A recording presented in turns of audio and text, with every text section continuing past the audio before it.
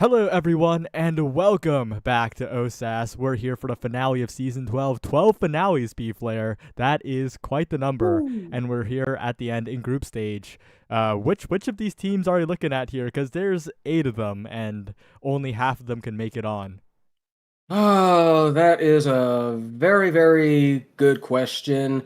I personally, and we had a bit of an issue. I was about to say, I personally feel like gun to head, I like Seraphim Crimson. I think this could, I really, really honestly do think this could be their season. Um, Top three, though, top three in general. So, Seraphim Crimson, I also like Chikara Space Train. And last but not least, I don't want to go against La Critura just because I like Darkitos. I just like his name. But no, I would actually I'm going to say Dream Crush. Dream Crush. Okay.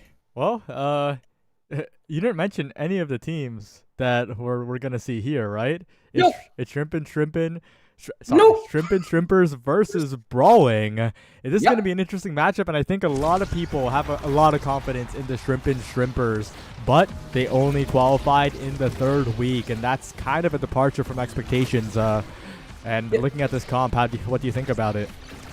yeah, that's kind of why I was like a little bit hesitant because I do like Shrimp and Shrimpers. I think they're capable of some like explosive plays, especially like I mean with this IME, Kitten Ruler has been on a tear last I checked, so they have all the potential in the world. Kazan is going to be Kazan, although Kazan is looking very low. So I think they have what it takes. So we're gonna see. I'm not gonna say I'm like 200% confident in them, but I mean, might be good. Oh wow. Wait, that was a crazy shot from Steam Whistle, slowly rolling across the map. Mandrake with a good strike war, but gets KO'd. Walks right into the Fireball Sentry, the conveyor belt off the map, and now Steam Whistle forced to flip. But if Shrimpers can convert, and with the flip they do, they spend all their energy, but it is well worth it for a quick end to the point. Yeah, no, there were a couple of missed strikes there. Had Steam Whistle had to burn the flip, but honestly, I've always said this before. Like spend your cash when you got it. Use it, especially in any case where there's a tie. If you can use that to like get that tie ahead of you, then by all means. Right, well, another point where Shrimpers are started off a little bit down. Not too great so far, but Damney has no meter and Breakson is pushing forward. Kitten Ruler also incredibly low, and Steam Whistle dangerous spot to be. Damney capitalizing with the barrier beam, and now TF Tune-Up on the other end, taking a lot of damage, but still surviving for now, barely not KO'd off the edge in an open net at Steam Whistle's back, but there is the Estelle off the map. Breakson though, almost a conversion, well flipped by Mandrake at the last possible moment. Mandrake to the top side, not quite enough, but stalling out for the respawn here are Brawling. Yeah, and you see, like, Grayson barely managed to survive that rocket, but survive they did. I have to say, good on Shrimp and Shrimpers for being able to, like, fight back in these, like, very, very dicey situations. Just being able to remain clutch and make these goals happen already like that. Like, that was just very good, like, persistence on the play. Yep. And this is the kind of Shrimp and Shrimpers gameplay we want to see, right? They Mm-hmm. were shaky during their qualifications, but Yep. they are playing a lot more confidently here. Yeah, they're playing a lot more confidently. So a lot of their stuff, like you can see, there's still a bit of iffiness, a bit like with their strikes, and part of that really is just, Brawling just being very good at what they're doing at the moment. But in general, I do feel like Shrimp and Shrimpers is playing a fair bit more solidly than we saw them in past week. Yep. So this time, though, dangerous spot to be. Good deflection by Mandrake, and Damney rushing forward, but not quite the angle to intercept. TF Tune-Up now in the corner, breaks in, pushing forward still, using the Kazan strikes, and there's a topspin. Kitten Ruler in position. Can't quite get enough reach. There's a flip, but it's a flip and dip from Mandrake. Not quite enough to get the goal. Flipped a little bit too late, and there's the calm passing play from Shrimp and Shrimpers to close out this set in 3-0 fashion. honestly just very, very beautiful. Like they were cool, they were calm, they knew what they were doing. The passing play was to seal that one off was fantastic. Easily rewarded though. That extra special is going to do wonders as that turret. I feel they've been throwing it out. They've been trying to like cut those corners, cut off possible angles of clearing, and that's going to help them a lot with what they've been doing. Yep, and it's big that they're denying away the prize fighter too, right? Removing that avenue of damage and taking Stinger for themselves. Kazan is such a good applier of this Stinger Awakening, and we're probably going to see TF2 Nub beat a target. Yeah, I would not be surprised at all. Especially, like with that Monumentalist going on Damney, that's going to be like a very scary situation. I do also want to bring attention, like Mandrake has been having some, I was about to say has been having some issues with nailing that boost, but so is everybody else. On my screen at the very least. Did you disconnect? I believe I may have. I also did. Did the lobby die? Did the lobby die? What That happened? would be very concerning. Sorry folks, technical difficulties at the moment. Seems like me. Did Dallas die? This is not a good sign for the Denver LAN, by the way. The central servers have not been known for their stability, so I'm a little scared actually. I take it we're investigating this issue very immediately. Yep. Sorry about that, folks. It was looking to be very interesting. That first set by Shrimp and Shrimpers, honestly, solidly played aside from a few issues. And yeah, I think the lobby just tripped because I'm seeing we might be trying to get back into it. Okay. Well, yeah, we're gonna get back into it. We're gonna remake with one set in the favor of Shrimp and Shrimpers, but it does suck, right? It's a different game state, it's a different draft. It's gonna be pretty different, I think. Yeah, that's just a bad leaves a bad taste in the mouth. It's gonna be an asterisk on the match a little bit, but it's the game we play and it's what we go through. So yeah, they're just going to like reset to one in favor of Shrimpers very quickly. No real defense. And yeah, what's really gonna bite is that draft is probably going to be very different. I would not especially if you don't see like a couple of those awakenings like the whatchamacallit show up, like the extra special, because that was ideal for Aimi. Yeah. Well, we'll see how it goes. Right. It's as well as the draft order, that's probably going to be different too as well, isn't it? Yeah. Like you can probably set up, like, yeah, okay, Aimi got first draft, so you can probably set things up enough that Aimi gets the draft if they let it happen. But aside from that, yeah, it's unfortunate, very, very unfortunate. Well, we'll have a lot more to talk about when this draft comes up, because we talked about the Stinger, we talked about the potential Monumentalist, and of course the extra special, such a powerful awakening, but all of that could also just be a non-factor here. It's definitely a possibility. All right. There is the score set once again. Draft comes out, Kitten Ruler, once again, MVP. Let's see him. Yeah, very, very, very different. Yep. Taking a look at the draft, my eyes are on that Adrenaline Rush. Although it has been completely nerfed to the ground, it is a game-warping awakening if the team with damage pressure gets it. And the secret is everyone has damage pressure, unless you pick, like, Atlas, Boo Boo, whatever. But yeah, both teams have damage pressure. Adrenaline Rush being denied away from the Asher is going to be big, especially since 3 sparks show up and this Asher is taking a spark on it. That is not good. Yeah, no, that's like spark of leadership, and like you got Mandrake taking like spark of strength as well. So like those are just those are out. So that's going to be a bit of a rough road ahead for the team of Brawlin. Yeah, not going to be easy here. But right now, they're holding their own a little bit as Kitten Ruler gets it around. Damn, the in position. The Tofu Fortress, not quite enough. to get it out, but just enough to get it to the other side of the map, right to Breakson, who gets a perfect hit right at the goal line for the first real goal of this match. Yeah, that was just like very nice, very good positioning from Breakson in general. I do feel like, again, Kitten Ruler has been very good on like spotting, very good like with those glitch pops as well. Has very much tightened up their game.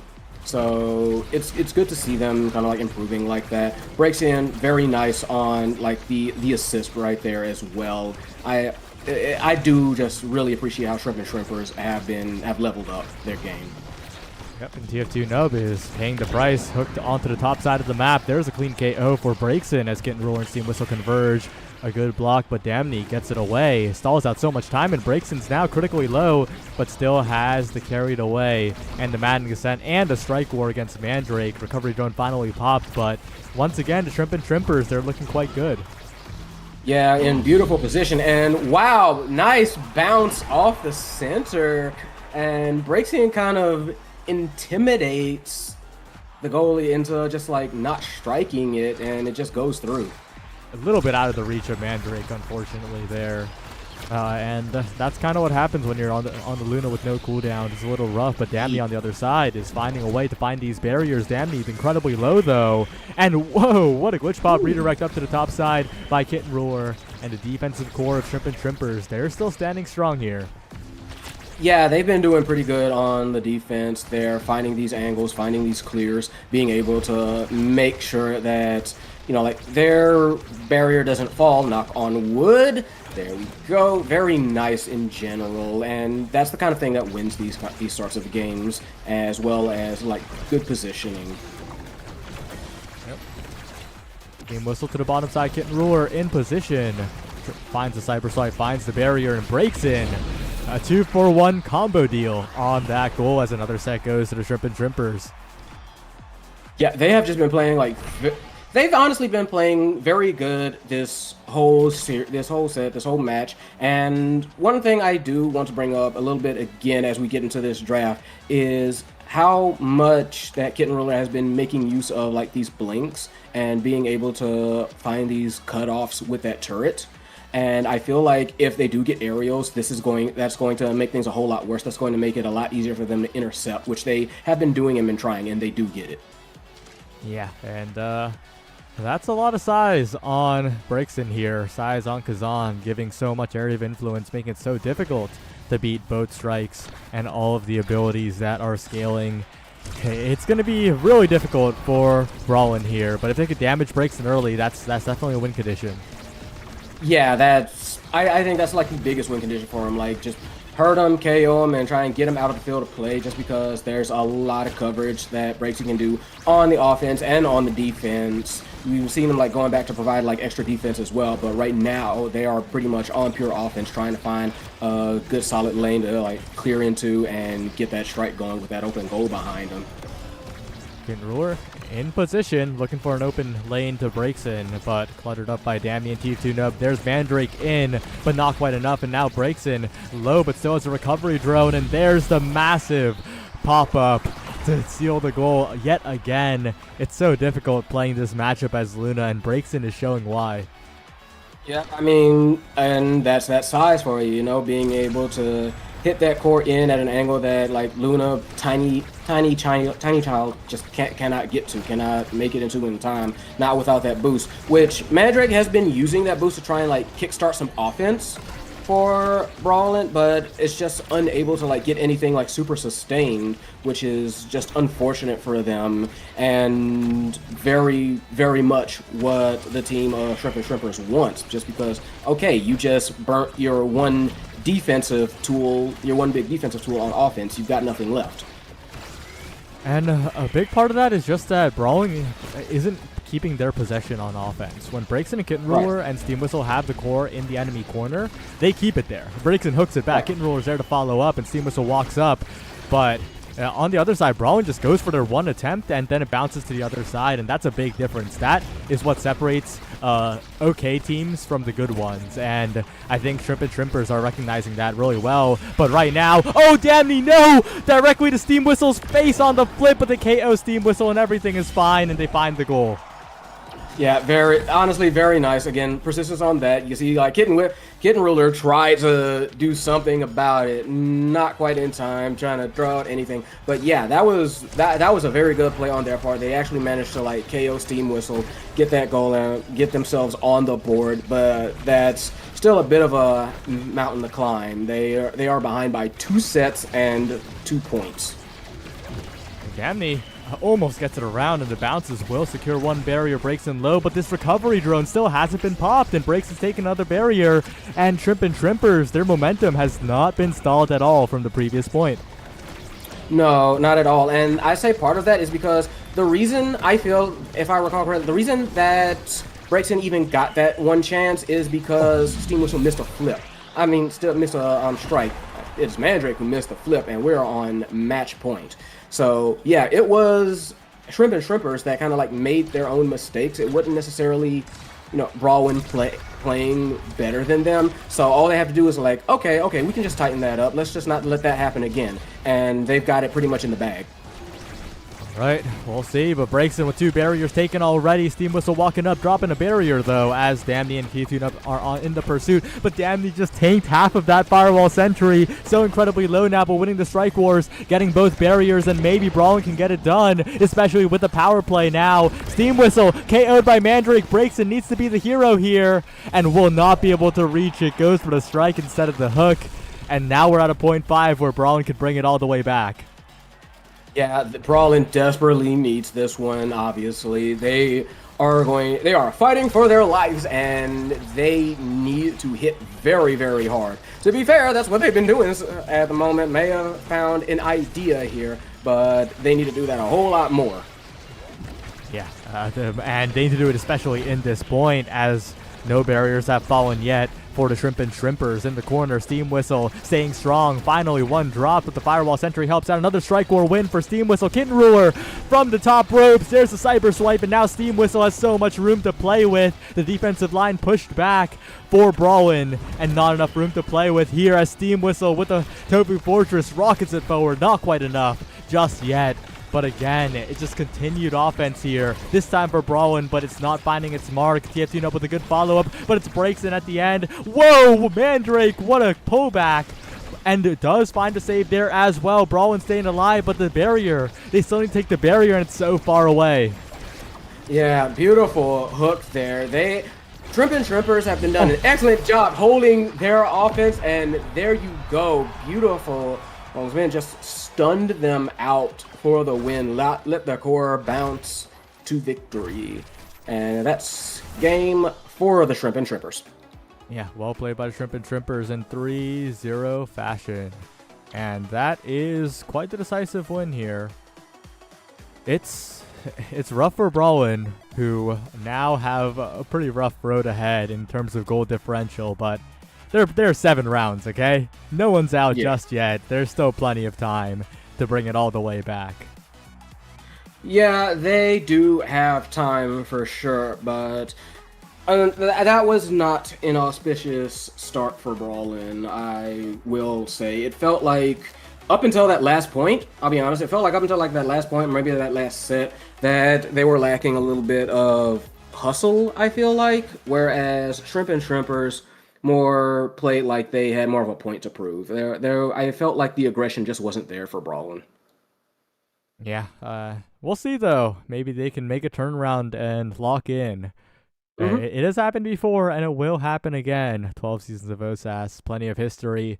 But for now, we're going to go to a quick break, and we'll be back with round 2. Chikara Space Train and Seraphim Crimson face off in the next round, so don't go anywhere.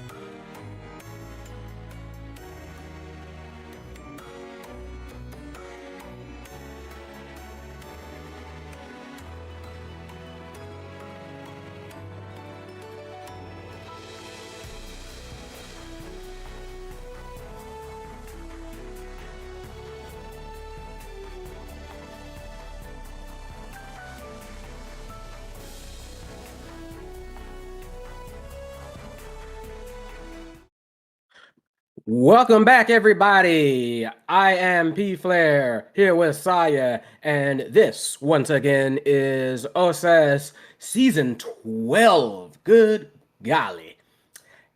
We are here. Next match coming up, none other than Chikara Space Train going up against Seraphim Crimson.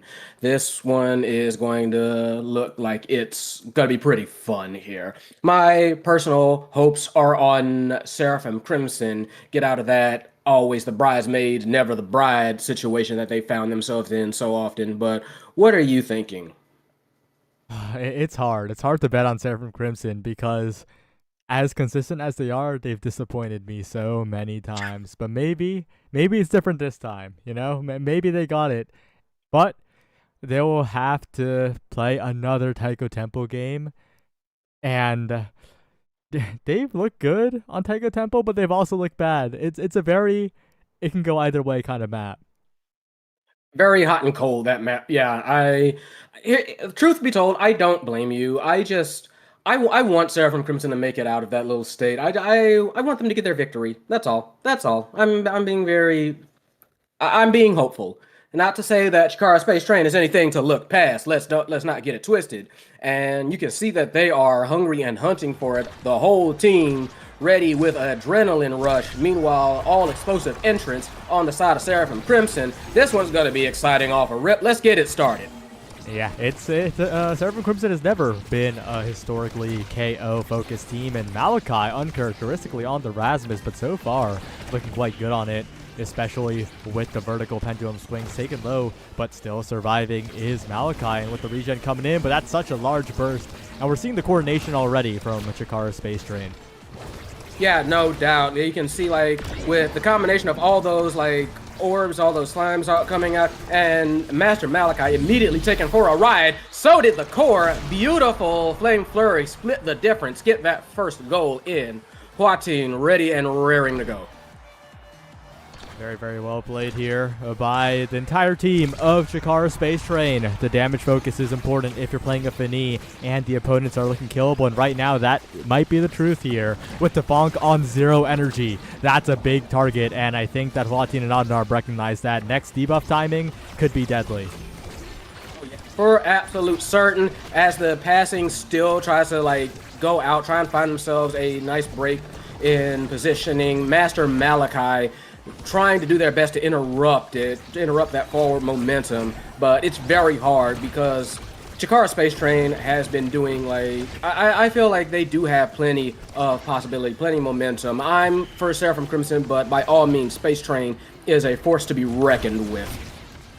And a flip available on all 3 members, just barely not for Shikakut, but still looking good in the energy department. Our Chikara Space Train looking good in the defense department. They're looking dominant with 2. Oh no, striking it right towards the slime is Yugo.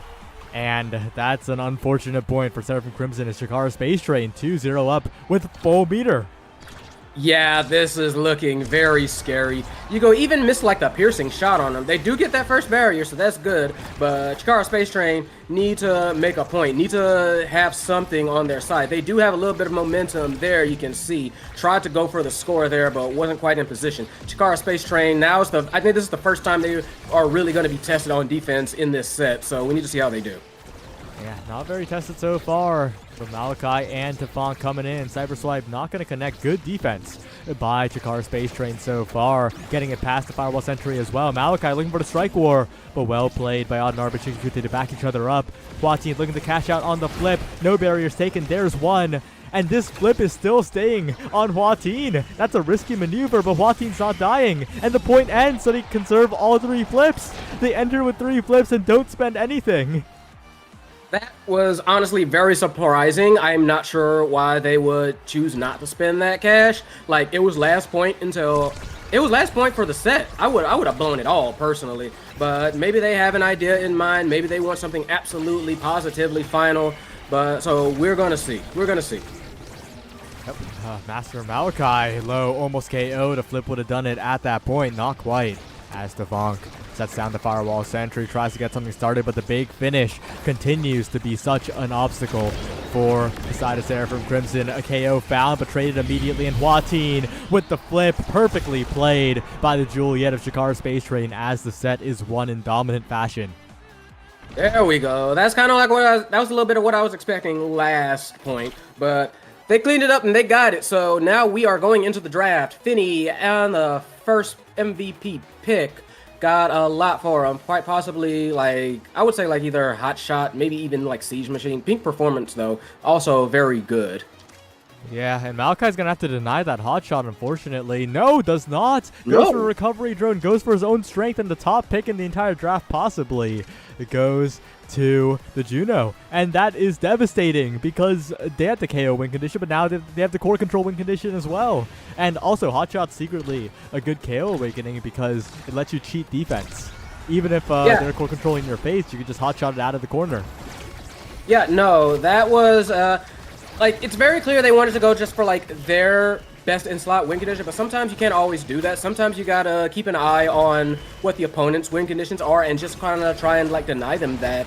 Malachi did not go for that, and so now things get exponentially, I would say get exponentially harder, but maybe not, because they got both of their, they got both barriers down, and they are threatening a goal here. Yeah, and good offense so far, but there's Shikute on the other side. So little cooldown on these slimes, but jumps right into their own death here. Oddnarb's gonna have to make a good hold, and the hit stun on Malachi. Perfectly played. Triple take back to self-pass. Brilliant from Oddnarb on the defense. That was such a great individual performance.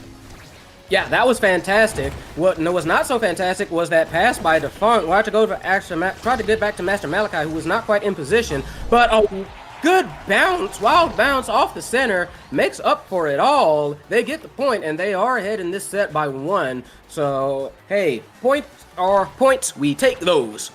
Yeah, Defunct with tail held high finds the goal there. Is going to need a lot more concentration to get this full set win, though. Good evade to not take too much damage, and those are the kinds of evades we need, right? You can't be taking the full flame flurry while debuffed.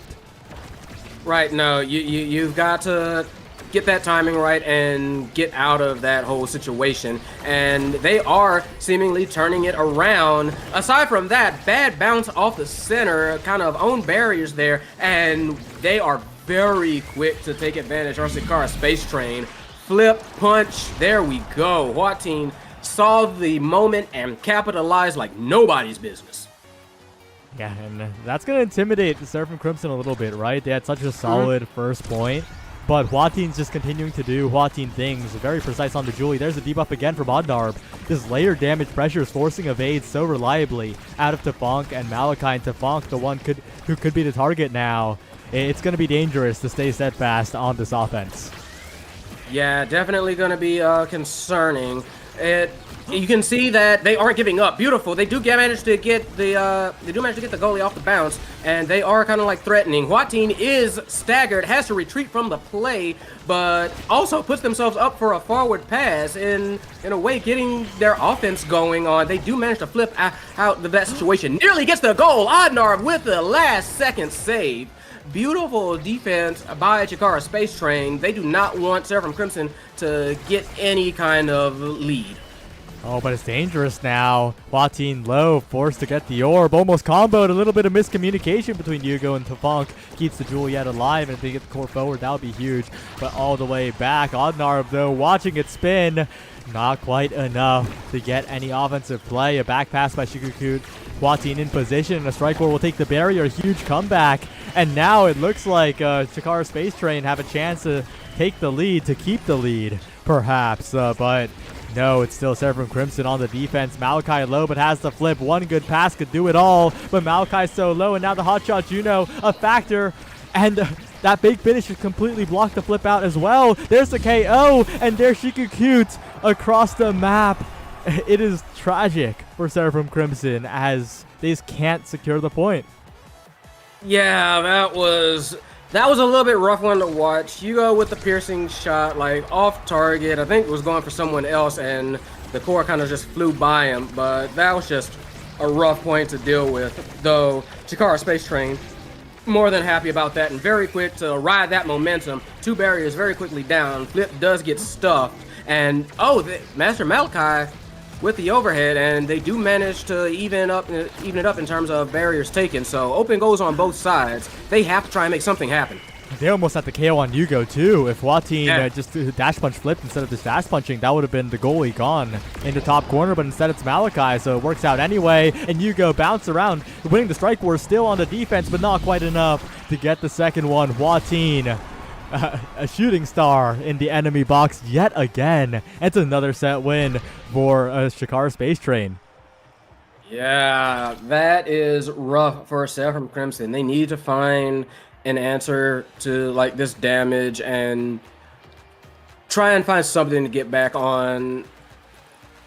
I don't even know how to phrase it. It's just been rough road for Seraphim Crimson for this whole match. Not what they wanted, and this is not going to help them getting that monumentalist as well as that stinger.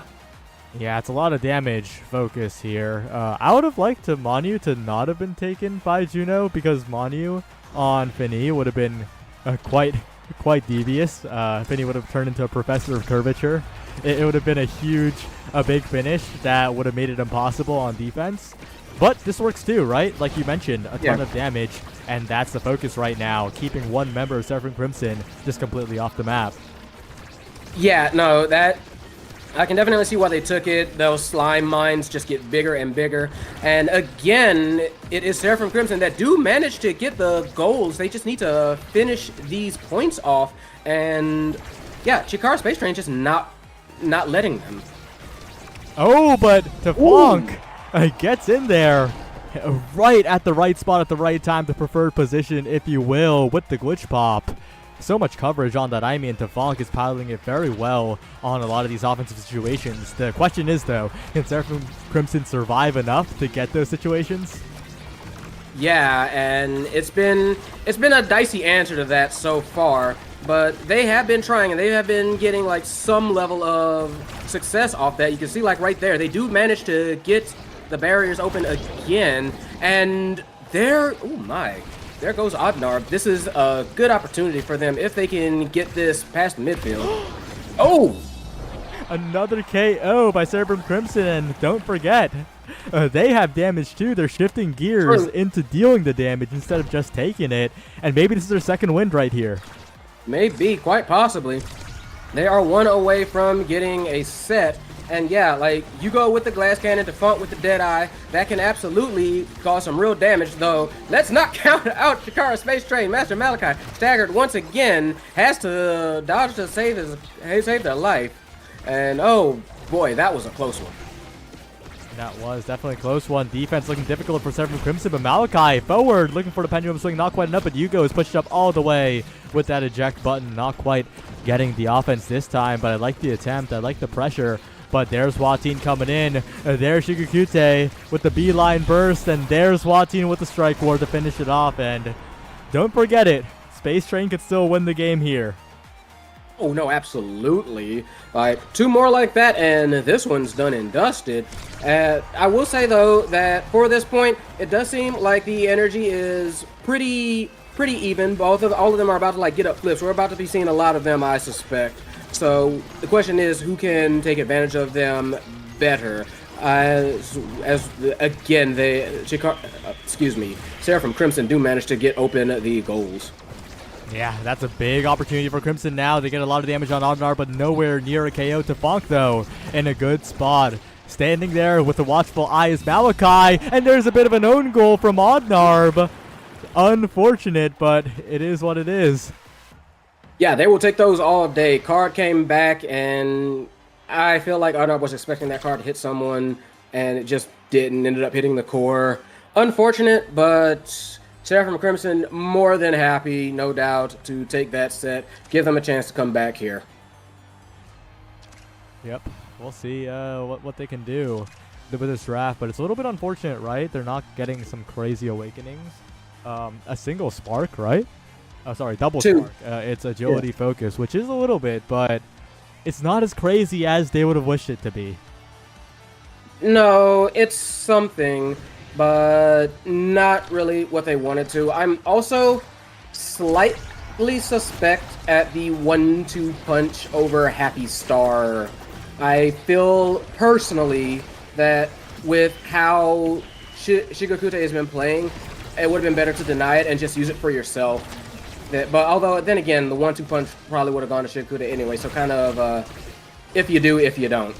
Yeah, I do like it in the end because 1-2 Punch Juno does even more core speed and a little bit of damage. And look at that, Tafonk can strike Lich Ball for red core. So it ends up working out decently well for the Aimi here. The bigger question is, can Malachi survive? Because there's a big finish and the defense still being kept up by Yugo for the moment. But this core speed scary and Malachi almost drifted into the edge. Finally, the recovery drone is popped and the damage continues. Yeah, rough situation. Hua Team, though, trying to get on, is almost on the other end of it. And there they go! Hua Team gets sent into the goal, and so does the core, courtesy of Master Malachi. Very nice pendulum swing there. That was a good one. Yep, very, very well played. It's a good opening gambit every single time from Seraphim Crimson, I think. But they're taking too much damage this time. Malachi, no evades left. Goes for the orb, but is very killable, and Huatin collapses, finds the lingering hitbox of the dash, and so much damage. Yugo not getting strike back in time. You gotta shake it out on those points. Good attempt by Seraphim Crimson, but Space Train get it done. Yeah, bit of a rough one there. Energy looking good on the side of Space Train. Not as great on the side of Seraphim Crimson. Yugo, the only one close to it. Again, with these opening gambits, they are doing everything they can to get like these early goals. I mean, these early barriers, but it takes everything, including some bodies from the looks of it, and that's just been something they've been able to finish off. Yeah, a bit of an unfortunate own barrier as well. It's still a power play, but the respawn has come in. Wati now with the perfect flip. Pass down to Shigakute, looking for the shot. Not quite enough as Malachi comes in from the corner. Yugo recovers it. Wati to the bottom side, and Yugo can't reach it. And now it's 1 point standing between Space Train and a crucial victory here. But it's not going to be easy. No, Seraphim Crimson has had good start-offs so far for like this whole set. It's just the finishing, the closer. They can't close the deal, and that's unfortunate. Beautiful double barrier though, and you know Chikara Space Train looking forward to that one, trying to take advantage. Burned the flip though, little bit greedy for that one. I feel like their greed is killing them. Their greed is killing them. Yeah, Tafong gets in there perfectly. Tafong's ramping up so much, and if Yugo can get it out, that would be huge to KO by Huatin. And it's Huatin with the dash punch. And Space Train, it was almost Crimson with the comeback, but they will seal away the game. It was almost Crimson's. That was almost terrible. That was almost horrifying turnaround for the side of Seraphim Crimson, but no, Chikara Space Train kept it up long enough to get that one done and dusted. Unfortunate for Seraphim Crimson, but all respect in the world to Chikara Space Train. They really did manage to kind of take control of that one and never really let off the throttle. Yeah, it was quite well done. And moving up to 1-1 now, not 0-1. Seraphim Crimson with a scary record to have at this point in the group stage. We'll see if they can get it done, but P-Flare, are you still a believer? I am a hoper. I am a coper. I am not. Don't say believe, but I wish them the best. Let's say that. I wish them the best. But let's move on. Let's move on. Yep. Well, we'll see what happens to Seraphim Crimson and the rest of the teams in the next parts of the group stage. Round 3 is up next. Don't go anywhere, and we'll be right back.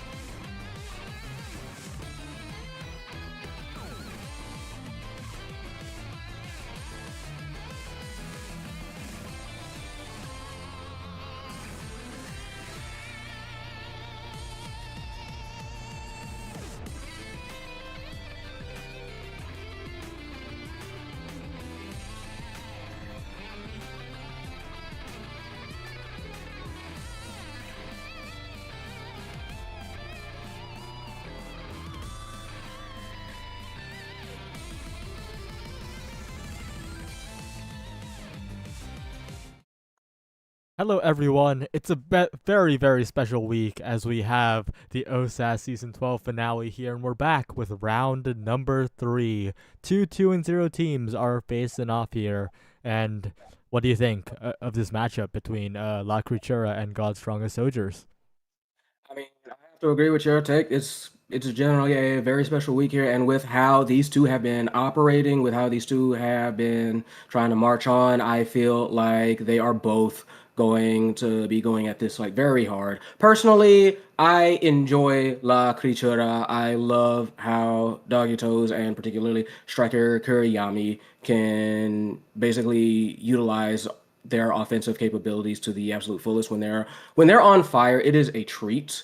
But God's strongest soldiers are absolute menaces, and Kurt in particular is always one to be wary around. So I do feel like this could go either way. My heart says my heart really does say La Creatura. My head says God's strongest. Yeah, but playtime's over. We're gonna head into game very, very shortly and take a look at the draft. What really stands out to you here? Because that Drakkar on the first pick stands out to me. Yeah, I am personally not surprised. I feel like Jakar on this one is going to be a very, very welcome pick for the team. I feel like they are going to be ready and waiting on any kind of like reception to kind of take full advantage of that. On the other hand, like Imee is Imee, constantly a top pick for very good reasons there. And you've got on the other side the two of the three demons there with Vice ready to bring a whole lot of pain. Mako on the defense, got that strike shot ready too. And funny is like Kama Crystal that's on the Zentaro. Excuse me, I am expecting a lot of good things out of this team. So here we go. Let's see how we go. Let's see how we handle the start.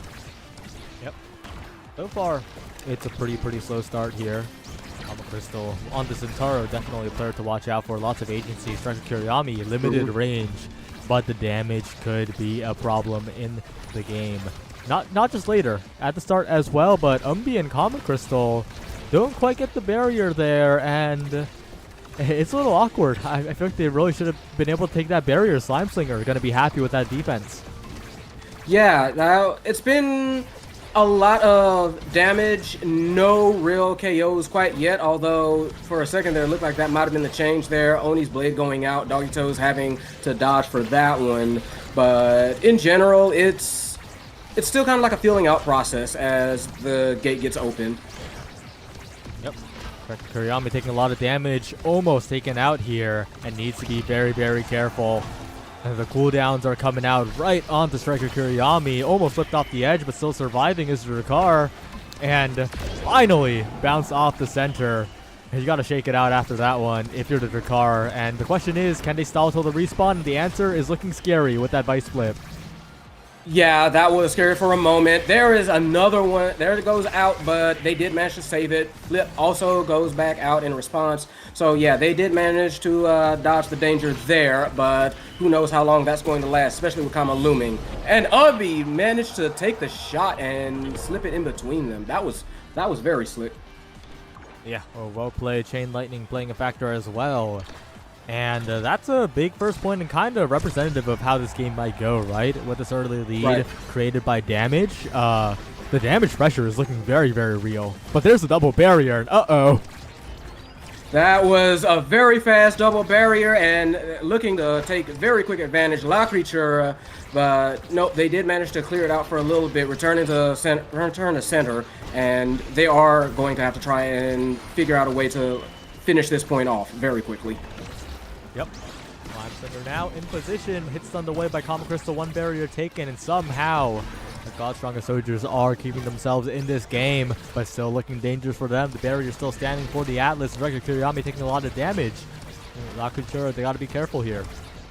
Yeah, they have to watch themselves. This is no time to rest on their laurels. You can see that God Strong is already angling for this. Gets that second barrier, gets the flip, knocks it in, but does not quite manage to save it. Slime Slinger, very careful, very watchful eye on that core, making sure it is not going past anything. Oh, and that's some core speed out from Doggitos. Not quite enough here. You gotta focus when the core speed's this high. And there's another bounce, this time off the center, all the way to the top corner. And that's a very, very important point for the side of La Creatura. Yeah. And think about all that, and it's just 1-1. That was just a tie. So this one is...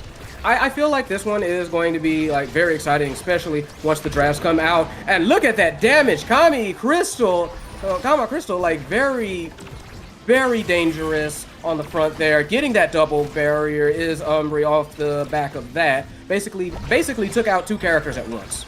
Yeah, and now they got to defend this open net with an Atlas. Not an easy feat here. Doggitos low as well with no evades to speak of. Completely bursted down, exploded off the edge, vaporized. Barely even saw that character travel. Good defense, but a flip burned, and it's going to go around the world. No corner recovery there from Slime Slinger, unfortunately. It's 2-1. Yeah, no, that was done and done. Just like a beautiful shot, traveled all the way around the world, and kind of like that's always been kind of like the issue with Atlas. I say this constantly, like he does not run, he walks at the very least until he can get, you know, some proper drafts. But for the time being, they're going to have to deal with that, and it looks like that, and that's always going to be kind of like a rough thing to do, especially at the beginning. Yep, true. I mean, for Doggitos looking for a passing play, not quite enough, but there's Firewall Sentry, looking to get even more pressure. Perfect. Supernova from Umbi, though, gets it away for now. Yeah, and again, that damage that has been coming out, as well as that double barrier, open goal on the side of God's Strongest. They have to be very careful. La Creatura needs to try and take advantage. Striker Kiriyami constantly looming in the backfield, trying to make sure that something can get up to them, make a possible scoring position. Beautiful Molten Bolt! Carrots can't save it, ties it up. Beautiful, beautiful interception and strike by Striker Kiriyami.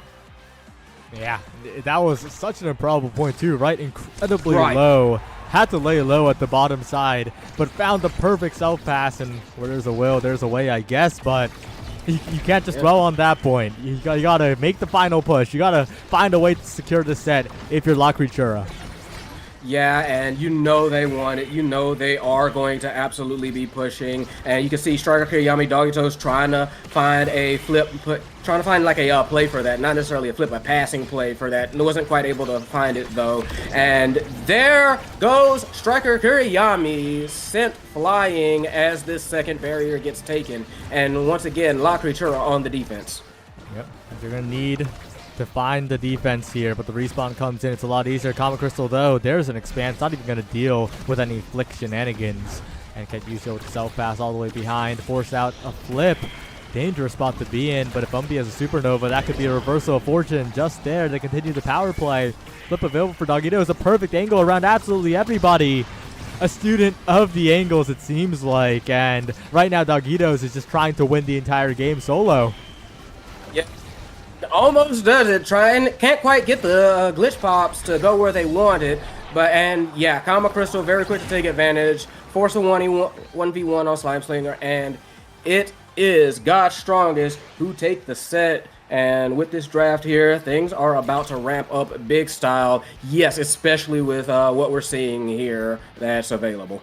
Yeah, that Stinger is going to be pretty high priority, but that Twin Drive, that Atlas is going to be denied by the Vice. Yeah. That's quite unfortunate. Yeah, that was a bit of a shame. And similarly, 1-2 punch having to be denied because that is just one of the many things that Zentaro can use to absolutely devastating effect. Yep. That Stinger is going to be a problem in this game. It's already been overwhelming damage coming out of God's Strongest Soldiers. It's going to be unbearable now. And I don't know. I'm starting to feel like it's a little bit too difficult of a game. We are going to see as Striker Kiriyamane gets sent for a ride. There they go. Say goodbye. And it is La Cultura on the desperate defense as, yeah, God's Strongest Soldiers making this look easy. Like a powerful, powerful start for God's Strongest. So good on them. Good on them indeed. Calm Crystal now low, but healing right back up, and it's still looking like a very difficult point here for La Criatura. They manage to nullify the flip, but they lose the barrier regardless, and it's bouncing all over the place. In position is Calm Crystal. Doesn't quite keep control, but it's scary with the Vice coming in. So much damage. Evades forced out, and the Celestial Intervention as well, but they turn the kill onto Umbi, and that's a big opportunity here. Yeah, this is their moment. If they want to try shifting gears, the time is now, and they are trying their absolute best as that turret comes out. They are trying to do everything they can to like force that core up. They do not manage to make it though. Flip comes out, has to do that in order to clear it. Manage to get a second shot. They do manage to get the barrier open. Goal on the side of God's Strongest. This is their moment. Striker Kiriyami in position, steadfast in the enemy box, and finds the strike war. Oh, that is huge for La Criatura. That's the kind of point they need here. And you got to start thinking maybe it's possible, but it's still gonna be difficult. Oh yeah, no, they are going to have to dig in, focus up, and lock in as well if they want this to if they want to have a chance at coming back at all. Like, that's 1 point. You have 2 more to go if you want to tie these sets up. So let's see you do it. Yeah. Right now, 2 barriers taken, good position, but not a huge lead by any means. Kiriyami in there. Dogito's looking for a setup into the Cyber Swipe, but they can't quite connect into the net. Good positioning by Slimeslinger, but it's still looking difficult here as Umbi helps defend. Katyusha gets it around, and it's still not quite the goal. Yeah, not quite the goal. Slimeslinger doing their best to keep that defense up, but that Supernova kind of sent it flying, sent it around the world on a trip. Umbi quickly take advantage of that open goal as well. Very prudent positioning to get that Supernova out and get that offense rocking and rolling on the side of God's Strongest. And it is up to Slimeslinger to be very careful and try and do their absolute best to stop this onslaught. There's the 1-2 punch coming into effect, though, as a big awakening to watch out for. There's the perfect pass. Striker Kiriyami in the preferred position in the enemy net, and Dogito's connecting wonderfully. And, well, we'll see. We'll see. That kind of prudent positioning is what we're looking for, but they still need to get this last point here. Yeah, I mean, they've been doing what they can. They're prepared to pass at any given moment. It seems like, it feels like they are trying to. It's just very difficult for them because this defense is can be very, very stiff and can cause issues like that. That's going to be a problem that they need to try and find out. They need to try and solve that problem, and that's in general like a hard one to solve. There's a reason why one of the sayings used to be brawlers get it done. Beautiful save though by Kurtz. Very, very patient on their part, and just beautiful response in general. Yeah, but the offense now is looking dangerous for God's Strongest Soldiers. There's a quick KO on Umbi, who positioned way too close to the wall, and now Dogito's catches Katyusha Kurtz's hesitation. That evade costs them everything, as I think that was really, really a point where God's Strongest Soldiers could have found their way back into the set. Oh, absolutely, and that is a very, very nice goal for them. That was a very, very nice set, honestly, for La Criatura. Amy looking very good, and that Super Surge is only going to make things better. This draft is going to...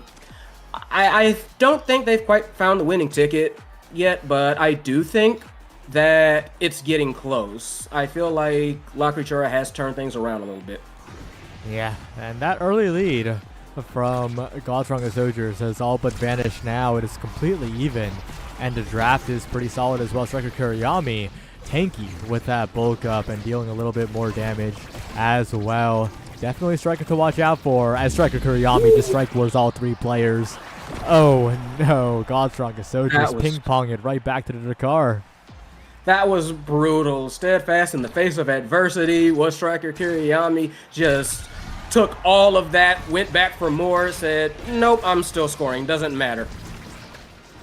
Yeah, and I'm starting to feel like it. And it might be that it's the game getting away from that KO type of linear playstyle, but right now the battle formation of Godstrong and Soldiers is just not getting it done on defense. But Slimeslinger steps up a little bit too far, and they capitalize just a little bit. Yeah, not quite what they were hoping for, but beautiful. They did manage to recover that. Beautiful quick transition to offense. Doggy Toe, Striker Kiriyami, locking out on that corner and essentially bullying it through. Like, that is just beautiful. And this is their opportunity. If they can get this last point in, then La Creature can wind up taking the lead in this game, which they would be more than happy to. They want to hold it. Beautiful lock, though. Yeah, you got to be super duper stoked about that one for Doggy Toes, right? Yeah. You were surrounded by the insane drums. There was a massive supernova, and at the end of it all, you're the one who takes the barrier. Of course, you're on the brink of death, but it's dangerous. Hey, health is a resource, and Doggy Toes just used it effectively, as far as I'm concerned. So, hey, yeah, more than happy about it, and this is like honestly a good opportunity, since you know that's a cooldown burn, right? That's something that Umbi can't just immediately bring to bear on offense. And the Striker Kiriyami has a very, very sharp gaze right now at the empty net. Strike Wars to the top side, forcing out the flip from Ketyusha Kurtz. Not quite enough, and Umbi is standing by in the midfield to try and create some offense. Dangerous Molten Bolt with the core speed. Kiriyami pushing up into the corner. Can't win the Strike Wars to close it out here, but it's still a dangerous spot for Godstrong Soldiers. And there's another KO as well to add to the power play. Striker Kiriyami looking for the lock and load. Not quite. The Strike War won by Kurtz, getting it out of the corner. But it is still a power play. Umbi can't get it past the Atlas. And Striker Kiriyami taking so much damage from the Ensnare Drums as well. But there's the glitch pop. Perfectly played by Dogitos on the top side. It's another set win in dominant fashion this time. Beautiful, beautiful glitch pop, beautiful, like the cyber swipes, everything. Doggy Toes, tail head high as they keep going and going and going. This is it. This is their opportunity. This is their moment. They are about to get that extra special. That turret is about to be firing on all cylinders. It is going to be, it is all La Creatura right now. Even with that prize fighter that's being taken, I feel like this is their moment. This is their chance. Yeah, and Dogitos is seeming pretty studious right now, right? A student of the game, just getting better and better as the game progresses, in the right place at the right time every single time. And I think if you're Godstrong Soldiers, you're kind of hearing the murmurs. You're like, can we really do it? Yeah, it's concerning, and they want those murmurs to stop. Look at all that damage coming out on honestly both of their sides, but especially Kama Crystal trying to kind of like hunt down Striker Kiriyami. Bit of an umbrage there, as this one still keeps going. That is very, very dangerous situation for God's Strongest. This one has very quickly gotten fast, furious, and painful for God's Strongest Soldiers, and they do not want that at all. But not what you want to see. Slimeslinger walking up a little bit too far, and Core just goes sailing past. Not great. Not an auspicious start. Yeah, all good. It happens to the best of us when the goalies try to play offense. You need to keep that possession. Didn't quite happen that time, but they got it done. Kiriyami to the top side, now blown up. No drum to save the Drakkar there, unfortunately. But that was a really quick KO, but Slimeslinger has plenty of cooldowns remaining, and Dogitos from the top ropes. It just makes a beeline, bursts towards the bottom side, and finds the return on the power play, and now it's favoring the side of La Creatura. Like, La Creatura very quickly got their receipt for that one. They are trying to do their best to take advantage, push that one through. Shotgun can't quite get it done. La Creatura want to close this out. They do not want to give a chance for God's Strongest to pass back, to come back on this one, and that they're so far trying to do their best job of it, but very, very low. Yeah. Oh, and Umbi, perfect stun. It gets in there. Godstrong Soldiers are fighting their way back in this one. It was dominant right before from La Creatura, but that's a huge turnaround here. Yeah, absolutely. That is very concerning already for La Creatura. They don't want this to go Southway. Oh, and the flip and the double! Oh, this is horrible. Horrible for La Creatura. And 3-on-1. There goes one barrier. There goes the other. And the finish flip comes out. Boom. There goes the set. God Strongest fighting back. This is far from over.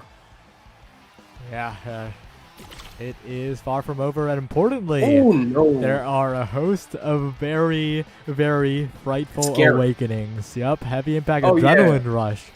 I expected adrenaline rush to be first pick. I think denying it is a great choice here, but it's not denied, and Zentaro's now going to get the adrenaline rush, and the KO composition of God's Strongest Soldiers shifts into a new gear here.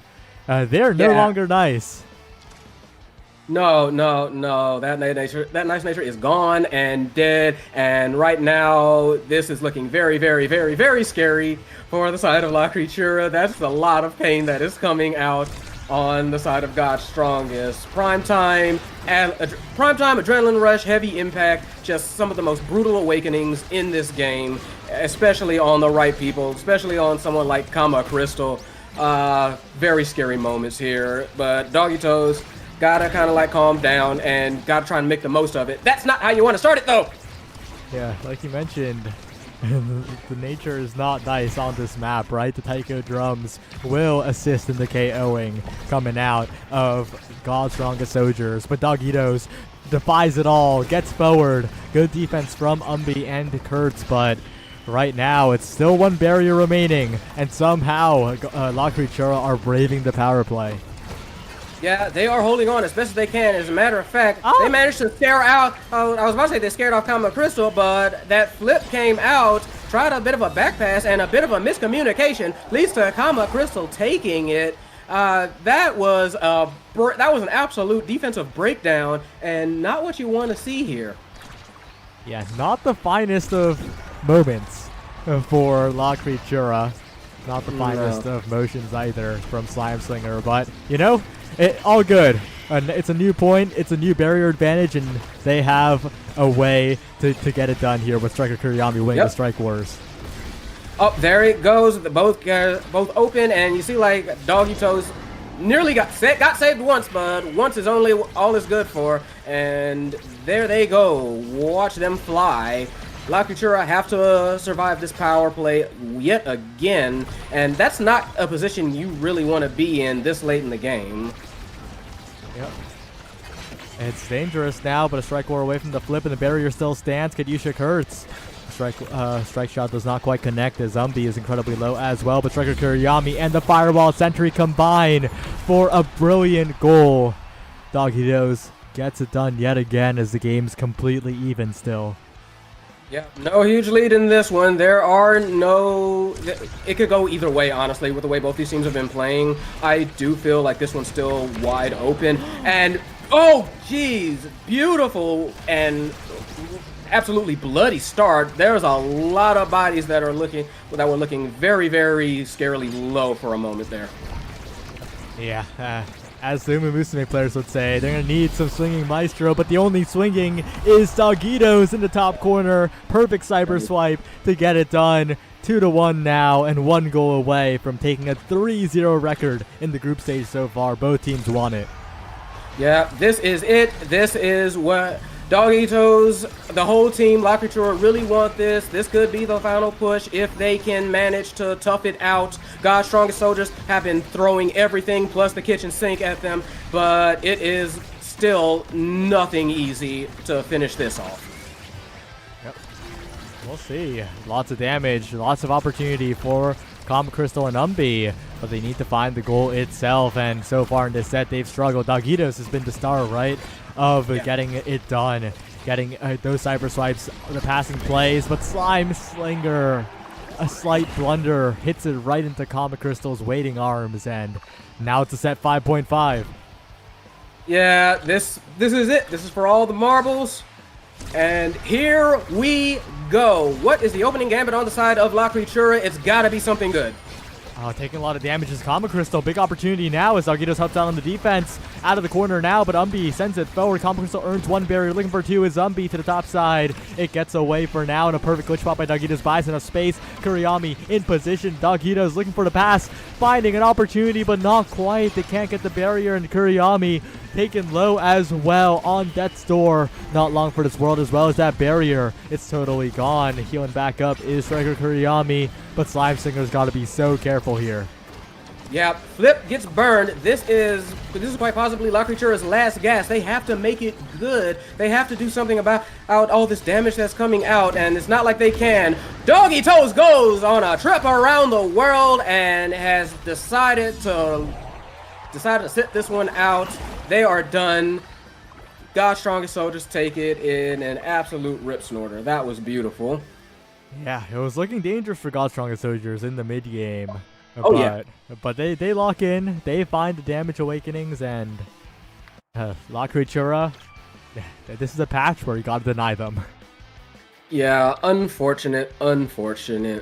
But they do manage it. They do manage to hold on to God's Strongest Soldiers. And they come out of this one. I believe they are, what, 3 out now? 3-0. 3-0. Top of the standings. Yeah, 3-0. Yeah. So definitely fought to hold on to that and fought hard. Like, all the respect in the world to La Creatura. They made them bleed and sweat for it, but wasn't quite enough. It was God's Strongest that remained strong in this one. Remaining strong indeed. And any last words, P-Flare, before we head to break and go to round 4?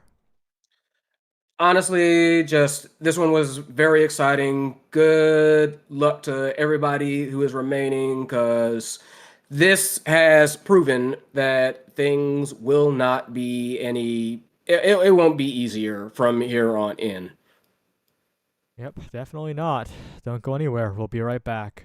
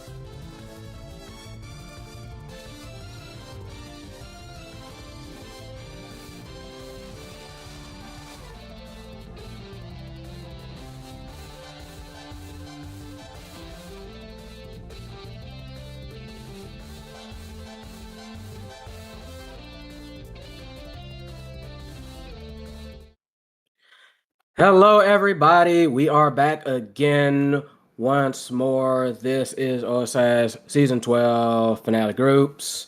And here with me still is Saya, IMP Flair, and we have none other than 2.5 players going up against Brawling. And this one, little bit dicier than our past matches today.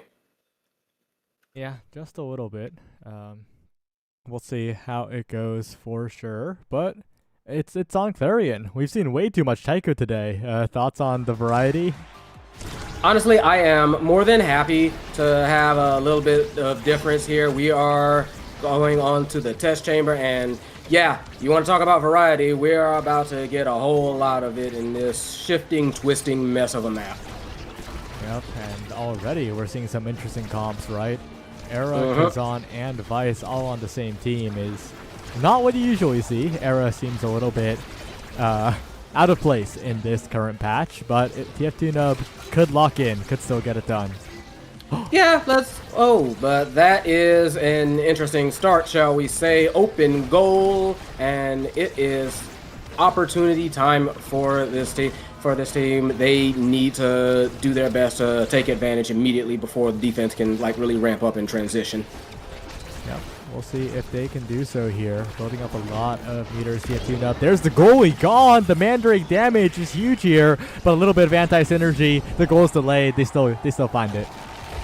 Yeah, no, they're fine. They're fine. It's okay. Doesn't bother anyone. So that is first point to a Brawling. Yep, so very, very well done here. The question is, can they keep it up? Because there's a lot of damage output for sure, but it does feel like the side of 2.5 also has a lot of damage. Yeah, no, I feel like both these teams do have notable damage dealers, so that's not going to be a big of a factor. In fact, I do feel that as things ramp up, it is just going to get a whole lot more painful, a whole lot more quickly, but that is yet to happen. We are still on the first set, but there's a lot of blood on the floor already. There's a big KO despite the open net, and they find it around JP Mac Damney with a good placement to get it done, but now bounced around the center. An obstacle could be a KO vector here. But for now, it's just a passing back and forth, looking very coordinated, but deflected by JP Mac perfectly, and getting it around the NATO as well. The defense is looking good, but there's a perfect beam right out of the reach of the Mako. Yeah, that was just very, very beautiful. Very, very patient and very on target. So, hey, you never know how things turn out like that. So, hopefully, this draft that is going to be upcoming, if they don't manage to get anything reset, if they don't manage to get a bit more offense started, then this draft is going to really kind of tell the tale of the tape. Yep. JP Mac, a really good save out of the corner there. But the damage output's coming through for both teams here. It's really who can be the KO confirmer first. And if you think of KO confirming, you think of Kazan. And Damney gets it done yet again. Yeah, Damney looking low, but not letting that scare them. And it cost them, unfortunately. Power play now, once again on the side of 2.5, and that is going to be taken advantage of very quickly, ideally. Yep. There is more damage on the Zane Membrane, who's still trying to score here, but the Supernova kicks the core away yet again. It's looking difficult. Officer Bo in there, and Zane Membrane still not taken out, and this is a big opportunity for 2.5, but Insane is not long for this world, and you got to be careful here when the Giga Blasts aren't connecting, the clips aren't being made, and there's the confirm. The KO focus is just overwhelming. Yeah, I am honestly surprised. Okay, there we go. I was about to say, I'm honestly surprised that barrier did not get taken, but there it goes. Open net on both sides, and Brawling are hoping to close this one out. Yep. Damney finds the rebound, finds the goal. It's ridiculous. That their KO concentration is just it's working. It's just working. Yeah. Somehow it's working, but as you like to say, it is on it is on this team to kind of like shake it out and just kind of like calm down, figure out what to do with this draft, and hopefully 2.5 players can figure out a comeback route for this game, because right now that was a little bit decisive, shall we say. Just a little bit. And we'll see if they can turn things around. But with the adrenaline rush finding its way onto Mandrake, that should have been denied. Why are you going Spark of Leadership here? I think 2.5 are dead. 2.5 players are going to get KO'd over and over. That is a very decisive statement, but for all we know, I mean, yeah, it may have been very, very reasonable. Decisive, but also reasonable and understandable. Insane looking very low as well. They're having to deal with this power play, and it is not looking. There he goes. This is not looking good at all. I mean, yeah. Early lead went to this team. Early lead went to a brawl win, and it is not looking to like let up, even with this open goal. It's just very, very dangerous. Yep, the rebounds found by Mandrake this time. And it's not that 2.5 players aren't doing damage themselves. It's just that it's just that Brawling are doing more. They're brawling. Yeah, no, Brawling are just absolutely. They are trying to run roughshod over this team, and it's working. Like, so it's going to be a very, very rough road for 2.5 players to kind of like figure something out here. But I do think it's possible. You can see right there that Damney is low. Damney has been low for a while. I feel like they might need to like focus him down. That's just been the problem child for a while here. So if they can kind of pick a target, stick with it, then they might have a route out of here. But yeah, like I said earlier, very rough road. Very, very rough. And once again, a KO's found. Like, the health bars are so low on Brawling, but they're playing just this really dangerous game, and they're getting it done here. Officer Bo, though, the Kai, looking for the individual play, not quite enough. The respawn comes in, but Damney is so healthy. Yeah, it's just very unfortunate. Officer Bo, like you said, doing their absolute best, unyielding in the face of adversity, but there's only so much you can do when all that damage is coming out, and basically given any 2-3 cooldowns can send you like as low as that. Look at that, already staggered, had to kind of like retreat, and things just not looking super great for them. They are still trying to do what they can, though. There's some more damage coming out from Damney. The KO confirmed. Sent into the Obscura zone, but this NATO is escorting the core forward. A flip from Mandrake catches it at the perfect timing. And Brawling, although they're 0-3, they're still looking solid. No, yeah, still looking very good at the very least in this game. So good on them. Hopefully this can be the sign. Honestly, hopefully this can be the sign of their second win and they start winning. You know what I mean? But that's still going to be like questionable, and that's still there's still more games to be played to decide whether that's actually going to be the case or not. But right now, like, I would say they're looking good, but their goal is open. So if there was any chance for 2.5 players to come back, now's the time. Yeah. Well, we'll see if they can do it. The net is open at their back, but the question is, can they secure the goal? And they can! Oh, that's such a rough rebound off the Supernova. But but when you're this dominant, like Mandrake, that's such a chill laugh, you know? Like, it's whatever. Yeah, it's fine. It's all good. No need to fret too much. Like, you've got the lead. You can solve all your concerns, all your problems, getting this last point and taking the set. It's no big deal. But on the other hand, 2.5 players definitely want to kind of like ride that point momentum. Any kind of mental rebound you can get right now is a good one. And there's one there, and there's the flip going, unfortunately, for 2.5 players. But they are still in a solid position at this point in time. Let's see. Mandrake now. Going for a little bit of damage here. That's a good KO to find, though, right? It's less reliable for 2.5 players, but when they can nullify these power plays, they're staying alive quite well here. And they do manage to stall out to the respawn and get some damage on Mandrake, but the orb comes back and suddenly the power play is never ending. Yeah, very nice extension on the power play for the side of Baldwin. Still looking very, very good as they try and get this last one, try and get this last barrier, but it's been proving a bit difficult. JP Mac, very stalwart, even as this power play just refuses to end. Good gracious. Yep, it's continuing here. Damney finds a strike ward but doesn't find the barrier, but this lead is seeming impossible to overcome at the moment. TF2 Nub finding angles around absolutely everybody. Insane Membrane just one hit away from death, and Kazan has plenty of those. It's not looking easy as JP Mac desperately defends. Insane Membrane pushed into position, perhaps able to find something here. Regens, dies, but the goal still found by Officer Bo. That was beautiful, and honestly, at this point, if they want to keep the lead, then yeah, Baldwin is going to have to push hard for this. They can't rest on their laurels anymore. They've got to make something happen now.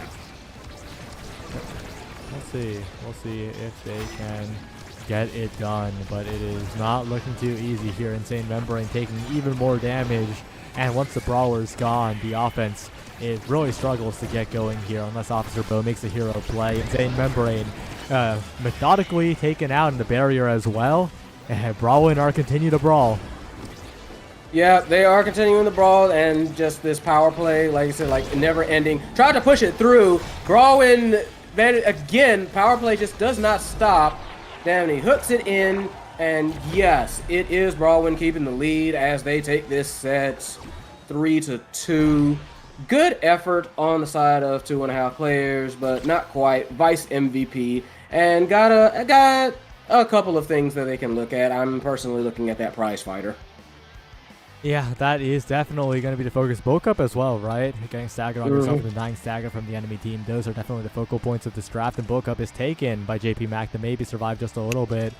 But the prize fighter, like you mentioned, that is devastating, and Brawling just can play their game. Yeah, they can play their game. They can continue on as they were. Just keep focused, keep steady on, and do their best to just beat down 2.5 players as much as possible. On the other hand, 2.5 players got to find a way to make these scores happen, and perfectly quick before that damage starts stacking up. And don't get me wrong, that damage can stack up fast. Let's see how it goes here. Officer Bo very, very low already. TF2 Nub on the other end, not too healthy either, but Officer Bo's the one who has to watch out. Staggered now, burned down, and if Mandrake can get a prize fighter early, that would be huge. But TF2 Nub's got to watch out. Barraged off the edge, and the power play just doesn't exist just yet. No, it is very close. Officer Bo trying to lay low, but nope, Danny is on the hunt for that one. Beautiful KO there. Insane trying to take vengeance as this power play for Baldwin continues. Yep. Continuing to push forward here. TF2 Nub in a dangerous spot. Doesn't get caught by the rebound now, and Officer Bo continuing to put on the pressure. And despite it all, it seems like 2.5 players are surviving a lot better now and finding the goals, finding the strike wars, and their comps are very playable when you're not dying over and over. Yeah, no, absolutely. I mean, they've been managing to make it work for now, but there's still 2 points to go, so they still have a lot of work to do. But hey, well, there's a will, there's a way. I believe you say that once or twice yourself, and it makes a whole lot of sense. It's all about the mental. That's something that I say a lot, and you have to know how to keep focused and how to make sure that you can stay calm again in the face of adversity to find these plays and find your way back step by step. Yep. Just trying to find a way in here is TF2 Nub as well. Damn near with the strike interactions. One against JP Mac. Find the goal as well. Just mixed to oblivion. That was ridiculous. Yeah, no. I nor they probably expected to know where the core was going, and eventually it just slipped past all of them. So something they're definitely going to have to watch out for as this gets later on, because right now Baldwin 2 points away from taking this game. Not a position that 2.5 players want to be in. Yep, one barrier taken. And Officer Bone and Zane Membrane both incredibly low. Mandrake, a deterrent in the enemy boxes while forcing out the Oni's Blade. So many evades have to be used to just keep the offense up a tiny bit. And Officer Bo is on death's door right now. One more hit will do it. JP Mac can't find the strikes, but neither can Mandrake. The bounce house hostile to goalies, but great for the Brawlers as Brawlin scores another. Yep, this could be it. This is last potential point for Brawlin, and they have a flip. They have one coming from TF2 Noob, and Dabney, they realize that they tried everything to take out Dabney right there, get rid of that, and had to dodge for his life, but dodged he did. Survived just enough. As Officer Bo is low once again, stuck, but displaced by Mandrake for the moment as Damney still has a recovery drone, right? So even if they KO the Kazan, the power play will not really start. TF2 up though. Wow, Damney gets a perfect pull to make sure the power play is not there for 2.5 players. Once again, Brawling, showing that they're quite proficient at their name. Yeah, that was brutal, scary, but 2-on-2 time over. 3-on-3 back again, but possibly not for very long. There's Damney and Insane both low. TF2 nub low. It is very, like I said, it's been bloody this whole game. It's been very brutal. And there goes Insane. Damney with a pull the rug out from under him, and it is power play time for Brawlin. They take double barrier, and this could be all she wrote. Definitely could be. The rebounds coming in. Dangerous spot as Mandrake manages to save the barrier yet again. This could be the last point. Brawlin could take it here and keep themselves afloat. JP Mac desperately defending for the moment. But Officer Bo as well. They're trying to find this barrier, but they just can't. There's the Giga Blast. The hero gets it done, but Damney has so much control on the top side. The Kai has to drop back to help defend, and if that happens, the offense is looking so difficult. Insane Membrane barely can't get a strike on it in time, and Mandrake getting the clears right through to Damney, who can't hang on to the core either. Insane Membrane now in position for a moment, and will find a strike war to send us to 0.5. That was a very close call.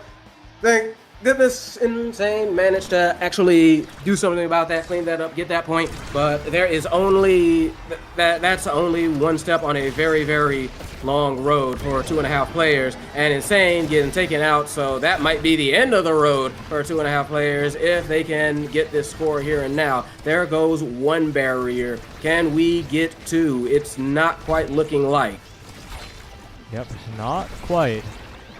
And we'll have to see if they can find both right here. And all bounds off the terrain. And suddenly it's looking so dangerous for 2.5 players. TF2 Nubes flip. If they can get it to the era, they can accelerate it forward. Same with the Vice. They flip it away up to Damney. Right to Officer Bo, unfortunately. But another flip is there. Damney with the strike ward deflected away by JP Mac, who is now deceased. And this could be the NP flare. Yeah, no, Supernova goes out, launches that first. Damney inadvertently kind of saves it. TF2 Noob trying to do their best to keep the core forward as this power play is about to run out. There it goes. JP back on the defense, back in the goalie box. And it is, wow, my goodness, Brawlin that managed to slip up. Defense cracked. The goals open on both sides. But Damney cleans it up. The hook, the redirect, the goal, the sets, the finish, the game. It's over. It's done. Brawlin take this one. Well played by Brawlin to keep themselves afloat. 2.5 players. They just couldn't get their footing in a game of damage. Nope. It was just started out bad and kept being bad, and they couldn't find any kind of equilibrium to get this one settled and really contest. Yeah, and we'll have to see how exactly the future of these teams pans out, because they're both at the same standing now. They're both 1-3, and that is not a friendly place to be.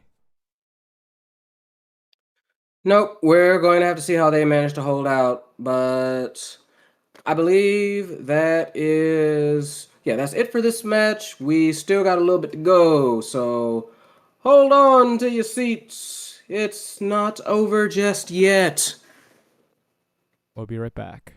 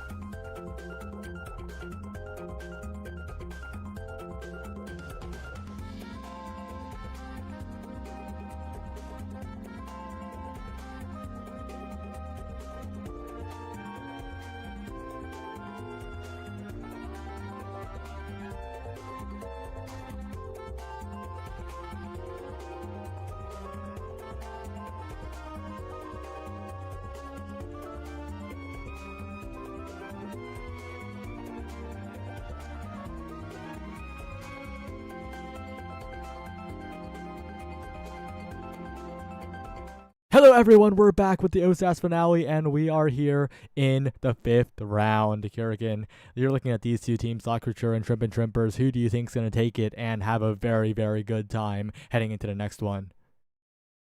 So far, I did watch a little bit of the stream before I came out to cast, so I think Trippers are looking very good out the gate right now. Kid and Ruler, especially, I've seen them in a bunch of games before. They're very good on KOing, especially on this map too. Holy God, Demon Days, what a great map to KO on. Yep, and taking a look at the draft now, I guess, which KO comp do you think will KO harder? The Shrimp and Shrimpers comp, oh my God, what is this? I'm looking at this right now, EKC lineup right here. The other team, La Cultura, does have the Atlas to maybe tone it down a little bit on the KO side, but we're gonna see how long that holds. Yep, and on the other end, the goalies are kind of weird, right? for such a KO inducing game here.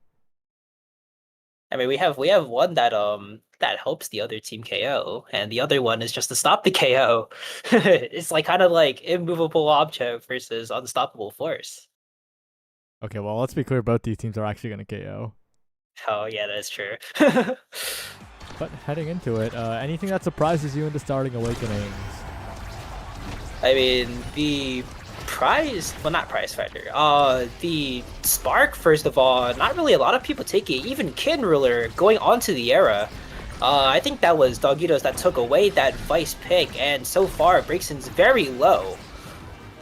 Yep, a lot of early damage, and as expected from the team with the Vice and Drakkar, the dynamic damage duo. But there's one thing they lack, and it's overall control, right? That doesn't have a Cyber Swipe like the IME to quickly get into position, etc. So they're gonna have to watch out in the core control department against this era of Kitten Ruler. Yeah, and so far, they're doing pretty well on this. They're keeping the core on the other opponent's side right here. Nagiso Supernova almost getting the barrier too, but doesn't find a mark quite yet. And Kuranami still level 1 as well. Has to get to level 2 to at least do some damage, but Flip comes out, one barrier traded out for the side of Shrimp and Shrimpers as Circuit Kuranami yet again very low. Team also trying to go for the KO and doesn't fight it though. Yeah, Slime Slinger, I think, is the focal point of this game. Because last time they played, Slime Slinger made a few unfortunate clears, and if they can find consistency, this La Creatura team might look incredibly strong, but right now they're missing a brawler, so it's not looking too great. Yeah, and that era, NATO clearing the way for Kenro to put that one in. And so far, they're looking really strong right now. 2 flips being burned, which means enemy, well, not enemy, but energy economy on kind of the side of Bakuchura here, as Striker Kuriyami does get 25 energy back for dying there. But so far, the quick control department does seem to land on the side of Shrimp and Shrimpers, as Breakson and Kun Ruler are crashing down on this bottom side. Yep, Brixton taking a lot of damage there on the bottom side. Slime Slinger as well, but the barriers drop. Brixton gets it done despite almost dying here. But Striker Kuriyami with the breakaway, looking for 2 barriers, not quite here. As Brixton makes space but can't hang on to the core end. Both brawlers are playing very solidly so far. And a flip out of Slime Slinger will make sure that Striker Kuriyami gets another chance to shine. Yeah, Steam Whistle walking back, giving the Drakkar a lot of space and letting him get that second barrier to open up the goal. And Breakson looking really low as well. It is staggered right now, so it's all up to Kinro to try to equalize this. But now, Dogitas and Kuriyami out in the open, trying to get this core into the goal barrier to try to make sure Breakson doesn't get capitalization of it being in front of Slime Slinger. But so far, Ken Ruler is keeping the offense going.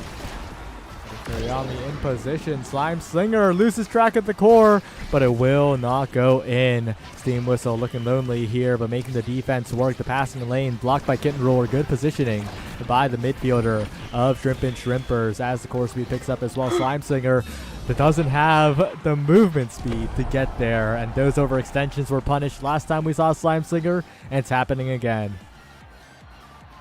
Yeah, and if La Cultura want to win this game, they have to find the balance between stepping up and keeping their defense in check so far, as Breakson does almost get that barrier with the bell ringer. And As you said earlier about them stepping up a little bit too early and not getting that gold barrier, I think it's more. I think they just need to have that sort of patience when it comes to pushing up, because Alice again is a very good holder on this map. Even though they're not really like playing a very supportive role, as in keeping the core in control of Kuriyami and Dogito's. Him stepping up is completely fine as long as he does maintain core control, especially if he has that flip to the top side. But he does love the barrier in the process. Yep. We'll see now if they can find a way to pass around Breakson. They managed to get it all the way around, but even though it's looked good for Lacriture on a lot of these points, they haven't been able to actually find the goal itself. The Vice Drakkar, not the greatest scoring characters, I gotta say. Especially with Kin Ruler just keeping that passing lane completely out of reach, and Kuriyami and Dogito's having to reposition themselves. It makes it so that they're getting a little bit too late, and with Steam Whistle providing that extra secondary buff, it just lets Kin Ruler run across the map at lightning pace. Oh, and speaking of lightning pace, that core once again gets around the positioning of Slime Slinger. And these kinds of high core speed moments are really making the difference. The damage has been less of a factor. Yeah, I think both of us said they were going to do a lot of KOing, but the only KO we've seen so far is onto Striker Kuriyami, who is last pick right now. But Era, the star of the show right now, has a lot to choose from. Fight or Flight on the cards. Does opt for the cast to last, though. I mean, you could choose any of these Awakenings, let's be clear, and it would work out in the end. Yep. But I think that the cast loss is a risky pickup in a meta like this, right?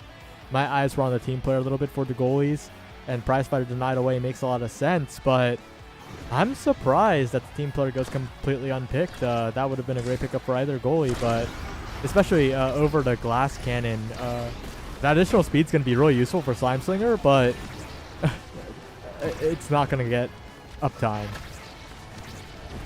Yeah, the amount of damage that everyone's putting onto Breakson is getting a lot of value, almost keeping Breakson away, and having to sink to the bottom side means that he will be out of the play for a long time as Kin Ruler and Steam will try to clear this core out. They're doing a really good job though.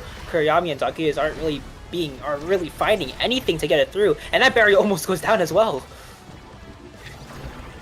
Alright, Slime Slinger up to the top side, blocked away by Kitten Ruler, and this is a scary spot to be. Breakson can't get the second barrier, but it was still looking not too great for Lacriture, who are trying to desperately stay afloat here. Kuriyami looking for the barrier, but the awkward snare drums is just enough to get it out of the corner, and now Breakson is on a rampage. Slime Slinger dribbling it away, but the open net is so restrictive, and Breakson flipped off the edge, but that means no flip for the Atlas. Yeah, and now Dogito's and Striker Kuriyami with a double of midfield are able to maybe just send the core away. Almost, the Moon Bolt almost getting so much value off of it, but Dogito's hangs onto his flip and tries to look for another opportunity, but he is getting beat up by Breakson though. Yeah, Dogito's around the world, perfectly placed. Steam Whistle, not quite there, interrupted by Striker Kuriyami, and but it's so rough, this comp from Lacriture. To score, you need a great passing play, or you need a flip, it really feels like, and it's just feeling so inconsistent in the scoring department. Yeah, especially when, one, you don't really have a lot of speed to work with. Like the Steam Whistle comp is kind of just we outspeed them and we win a lot of these fights. But now it looks like Breakson and Kin Ruler are in like a little bit of a brawl for a time being, as Steam Whistle has to back away into the corner. Kuriyami trying to hunt them down, finds the KO now, 2v3 power play. The KOs are coming alive, but let's see if Lacriture can capitalize off of this power play. Yep, Slime Slinger, that speed's proving to be useful here, but Breakson, the swinging maestro with this X Maximus, and finds the delay as well, but Slime Slinger good on the strikes, will keep the barriers alive. One goes down, almost two, and a lot of damage on Breakson, but it's still a dangerous spot to be.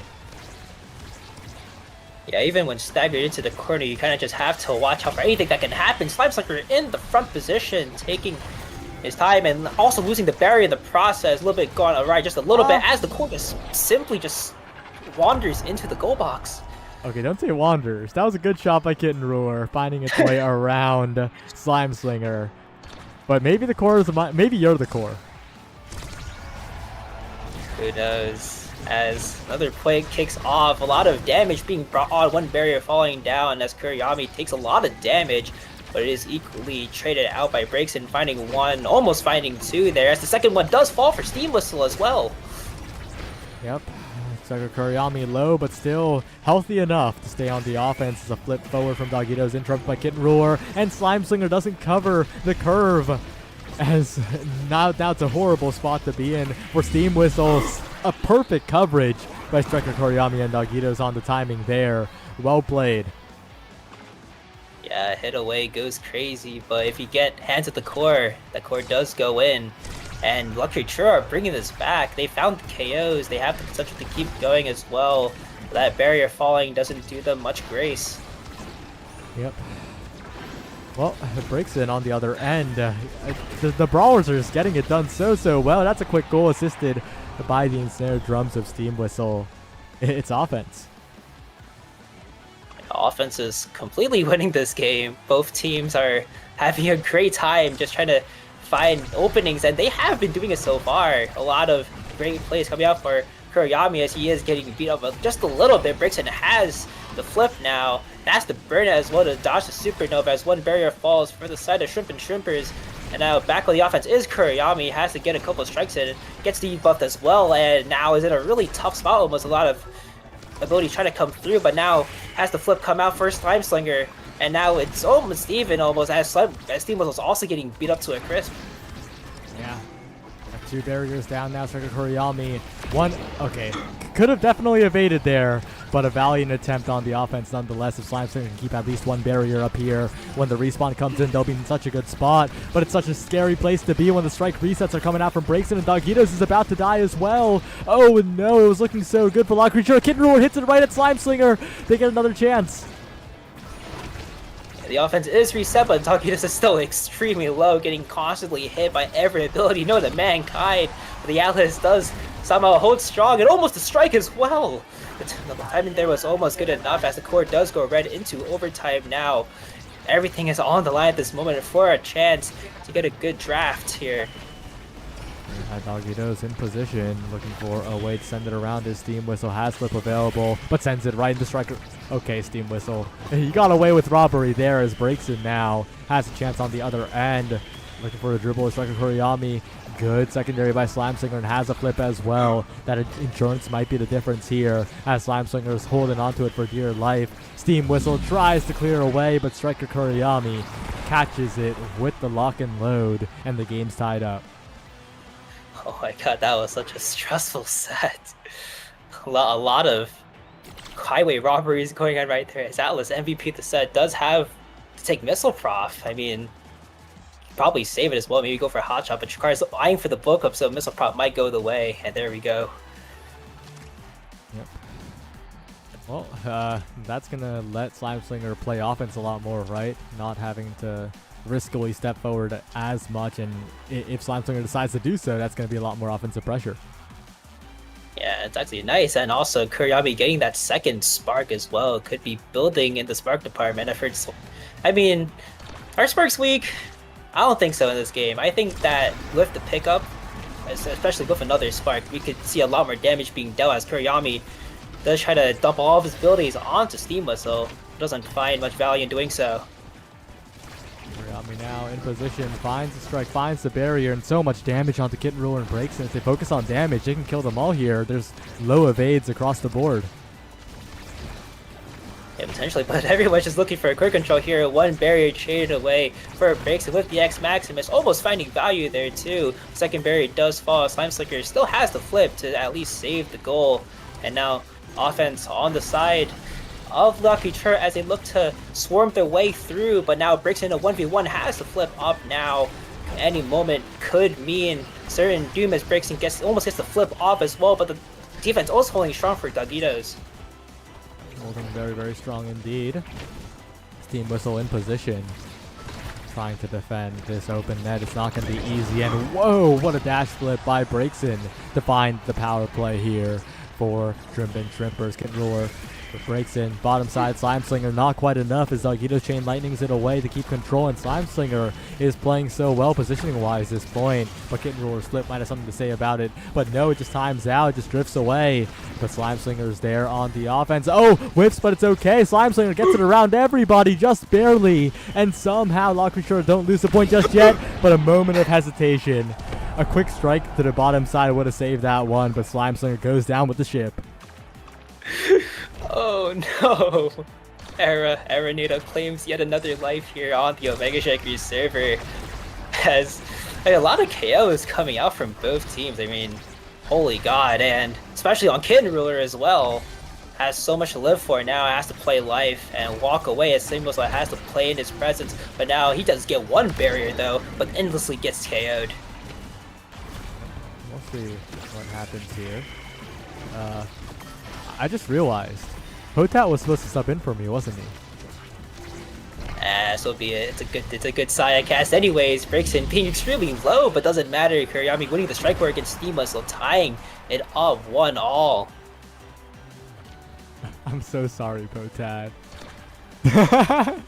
Well, we can swap next game. It's completely even right now as Slime Slinger has a lot of meter built up, and that's going to be huge. Both goalies as well. Having that insurance slip in this game where the brawlers are so scary, so important, as Team still tries to create some offense, returned by the flip of Slime Slinger. Yeah, and so far, Breakson is doing almost all the work. X Maximus finding 2 barriers, and Breakson looking to try to find another goal here as the bell ringer makes its mark, hits Slime Slinger out of range, and is able to let him sink it in for another point. Yep. And if they can secure this set, it will be so good for them, right? Because Breakson and Kitten Ruler, they have a lot more speed. They have a lot more scoring ability than Striker Kurami and Dogitos, and that's proving to be big. But if Dogitos can get in there and win 2 strike wars in a row against 2 people, then who cares? You're just winning. The winning interactions is key right now, especially since I've seen kind of the balance between Dogitos and Kuriyami. Just seems that Dogitos is the one mainly trying to get the core in there, while Kuriyami's just there just to look pretty and hit everyone around and jostle them a little bit, as both barriers are down for Shrimp and Shrimpers right now. But oh my god, that was almost a kill. Well, Slime Slinger on the other end, looking for that energy buildup at the moment. Steam Whistle as well, force on the defense. That's the dichotomy of this map, right? If you have one barrier up, then you can push up so far forward, but if you don't, then you're locked to the goal box. And right now, Steam Whistle's feeling the pain. And so is Kitten Ruler as well, getting staggered off of just raw primary right there. And has a lot of speed though, can evade, but flip does come out, finds its mark as well. Kitten Ruler sending it right back, and the Arenado does it yet again with Breakson's help as well, sending it right in for Shrimp and Shrimpers 3-1 set. Alright, that's a big one as Kitten Ruler gets first pick. Adrenaline Rush is on the table, and a really awkward draft spot as well, right? They could afford to drop an Adrenaline Rush down to the X if the Atlas denies it, then that's a correct play, yeah, but that's an Atlas taking it, you know? So I think if X can lean Adrenaline Rush here, that would be huge. Okay, that is... bro. No, this might be the worst draft. Okay, W Steam Whistle, but why did Vice not go... A lot of questions left to be unanswered, hopefully. I mean, if it works, it works. Smile. We don't have to listen to Saya, obviously. But so far... It's 9 dash range from Steam Whistle, but it's Adrenaline Rush. On Demon Days, on a game where both teams are doing damage, you gotta be taking that. And so far, it seems like the case, both berries being found for Shrimp and Shrimpers right now. Steve looks like in a very comfortable spot, even after just being completely damaged by Kuriyami. Core goes wild a little bit. A lot of emotes being thrown around as Breakson and Kitten Ruler look to set this offense off really quickly as well. A couple Shark Boys just have to be won in the process. But Breakson, the X Maximus, stuns and finds the top corner. Yeah, Breakson gets it done yet again here. That's going to be huge. They don't have to worry about the potential Adrenaline Rush damage output on the other end. And on On the other hand, Brixton is going to be happy with those X Maximum strikes resets. Going for it yet again here. Another power play created out of thin air by the Shrimp and Shrimpers. Yeah, the fact that Kid Ruler and Breaks are just completely in sync right now, getting that 1 KO and helping even Steam Whistle get another prize fighter stack. I mean, he can fight back against Kuriyama. He has been doing it so far, as one barrier does fall now. A little bit of a mishap, just a little bit of strike force happening, but Breakson also looking extremely low as well. Kind of just has to either play defense, but doesn't matter. The real damage person dying right there lets Breakson walk back up and also burn the flip in the process, trying to find another KO, but it's the barrier that falls, and now Slime Slinger kind of left to stew right now against Breakson, but the core. Steam Whistle almost own goal there. The goal gates barely saved the Mako, but what a NATO. Yo, Kitten Ruler just nadoed vertically and it worked. That's crazy in their own goal box. And now Breakson and Kitten Ruler have full control of the core, threading the needle to the bottom side. Are Shrimp and Shrimpers the best team? They're 3-1, so I wouldn't say so. But what if they are? Because that was crazy. Steam Whistle just hit it towards their own goal and it worked out. Play better, win more, and so far they're doing that so far. Very, very, very, very close to winning, actually. I just realized. I wasn't really paying attention, but it's match point right now. Oh my god. And so far, Breakson and Kid Roller are trying to work up this offense, though. The core does get stuck on the other side, behind the barriers as well, as Kid Roller does come up with Flip now. Has the speed as well. This could be the ending more right now. The Maelstrom coming through, the Flip also coming through. Or getting sent right into the corner with another KO on the board. Breaks and sends it home. Shrimp and Shrimpers up again. I think they're 4-1 now. Yep, 4-1. They can be pretty confident now. They're pretty much locked top half with a 4-1 record, unless they have a crazy tiebreaker situation and lose out. But that's not gonna happen. Shrimp and Shrimpers in a very, very good spot. On the other hand, La Creature got to be a little careful now. They're 2-3, and that 2-win mess is getting a lot closer. Yeah, the infamous 2-win curse, at least, even for the other seasons as well. Just having 2 wins just makes it complete hell if you're kind of just stuck fighting for that tiebreaker spot. So good luck to them. For the main star of the show, Breaks in 4 KOs, 37k damage. That's just a crazy X, crazy power. Brawlers do get it done. And we might have to get Saya a little bit of water after that interesting performance. What do you think, Saya? Yeah, well played the Shrimp and Shrimpers, and Potat's probably going to get in here any second now, so don't go anywhere. We'll be right back, and thanks for watching OSAS, and there's 2 more rounds. Wow, saying thanks for watching OSAS at that timing sounds like we're ending stream. Oopsie. Oh no, don't end the stream. We're not done. We're not. Whatever, cut the break. Goodbye.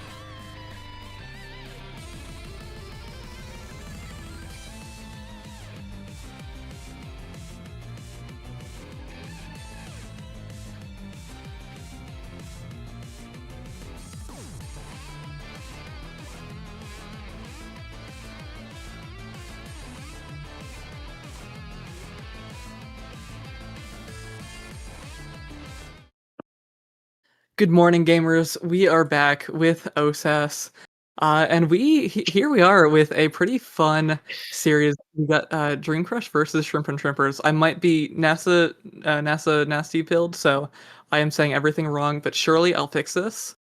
But we got Dream Crush and Shrimp and Shrimpers here. We're looking for a pretty good match here. Shrimp and Shrimpers are currently 4-1, 4-1, and Dream Crush are currently 2-3. So I think we're pretty Shrimp and Shrimpers leaning, but I'd be down for Dream Crush to win this one, and we're getting started right away.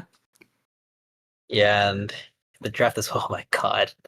Good morning is crazy. It's currently like 11 right now.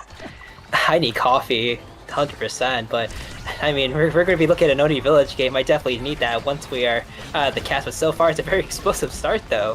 One barrier falling for the side of Shrimp and Shrimpers already. What a great start to go, and also good to know Kid Ruler playing the brawler role over Breakson. Very interesting though. Yeah, I think also that specialized training might not come in quite yet onto Kitten Ruler's Kazan, but I think if Kitten Ruler is maybe able to scale a little bit of damage, that specialized training is going to come out in full force, because it's pretty good in my opinion on the Kazan. And also every other person in the lobby is scaling Spark, so you gotta hope first of all that Kitten Ruler is not MVP for the set. And then you gotta hope that your team is going to be first, because if you win this set, you're just probably guaranteed, hopefully for the winner, guaranteed a Spark here going into the draft. And now both barriers are open on this first point.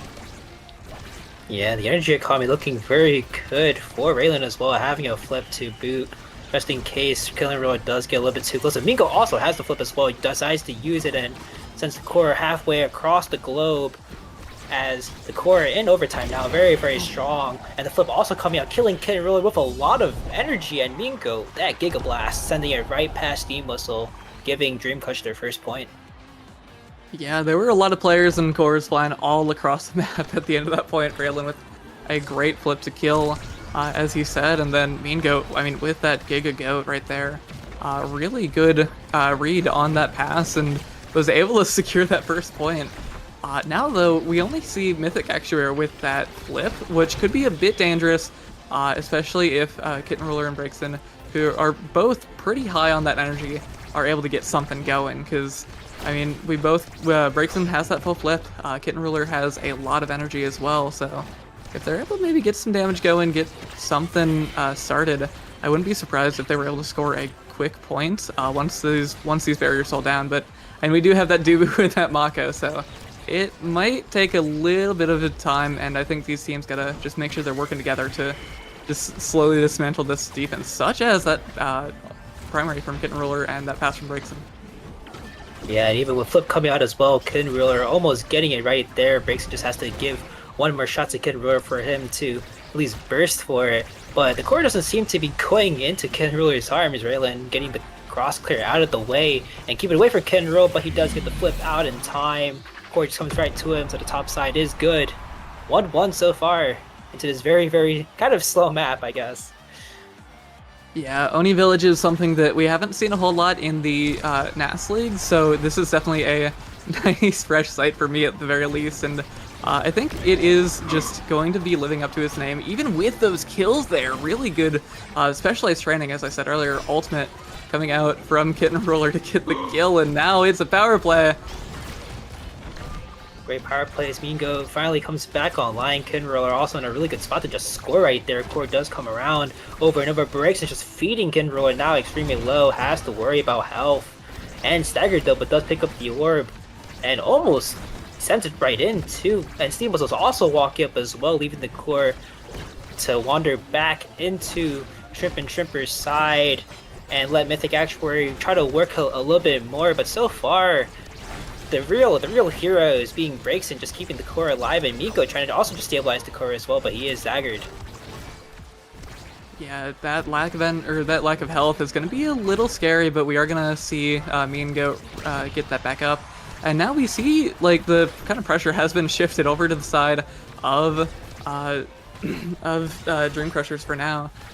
But I think Mean Goat and Mythic actually are having quite a few good offensive plays. Oh, really good save though, coming up from Raylan, and that's gonna keep it up for now. But oh, the elusive in order to try and like evade, get away from Kitten Ruler's Kazan is going to mean that the core is gonna go straight past that Kai, and now we're gonna see Shrimp and Shrimpers score that point.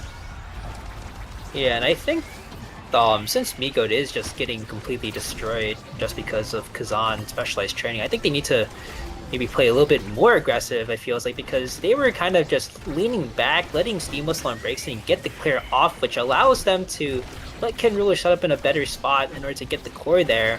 And so far, it is looking that way as Ken Ruler does find both barriers there, and also Steam Whistle just holding it completely still. That Dubu is doing working a lot of its magic right now as Miko has to evade here, but Ken Ruler is going for the KO, but this could be a chance for Mythic Actuary to step up. He has a flip, he has everything to boot as well. Flip comes through, but the core is coming away from him. Mythic Actuary not being able to get his hands quite on as Ken Ruler breaks and look to set it up, but Raylan does have the flip up as well. Ult being used as well as Migo does come back online.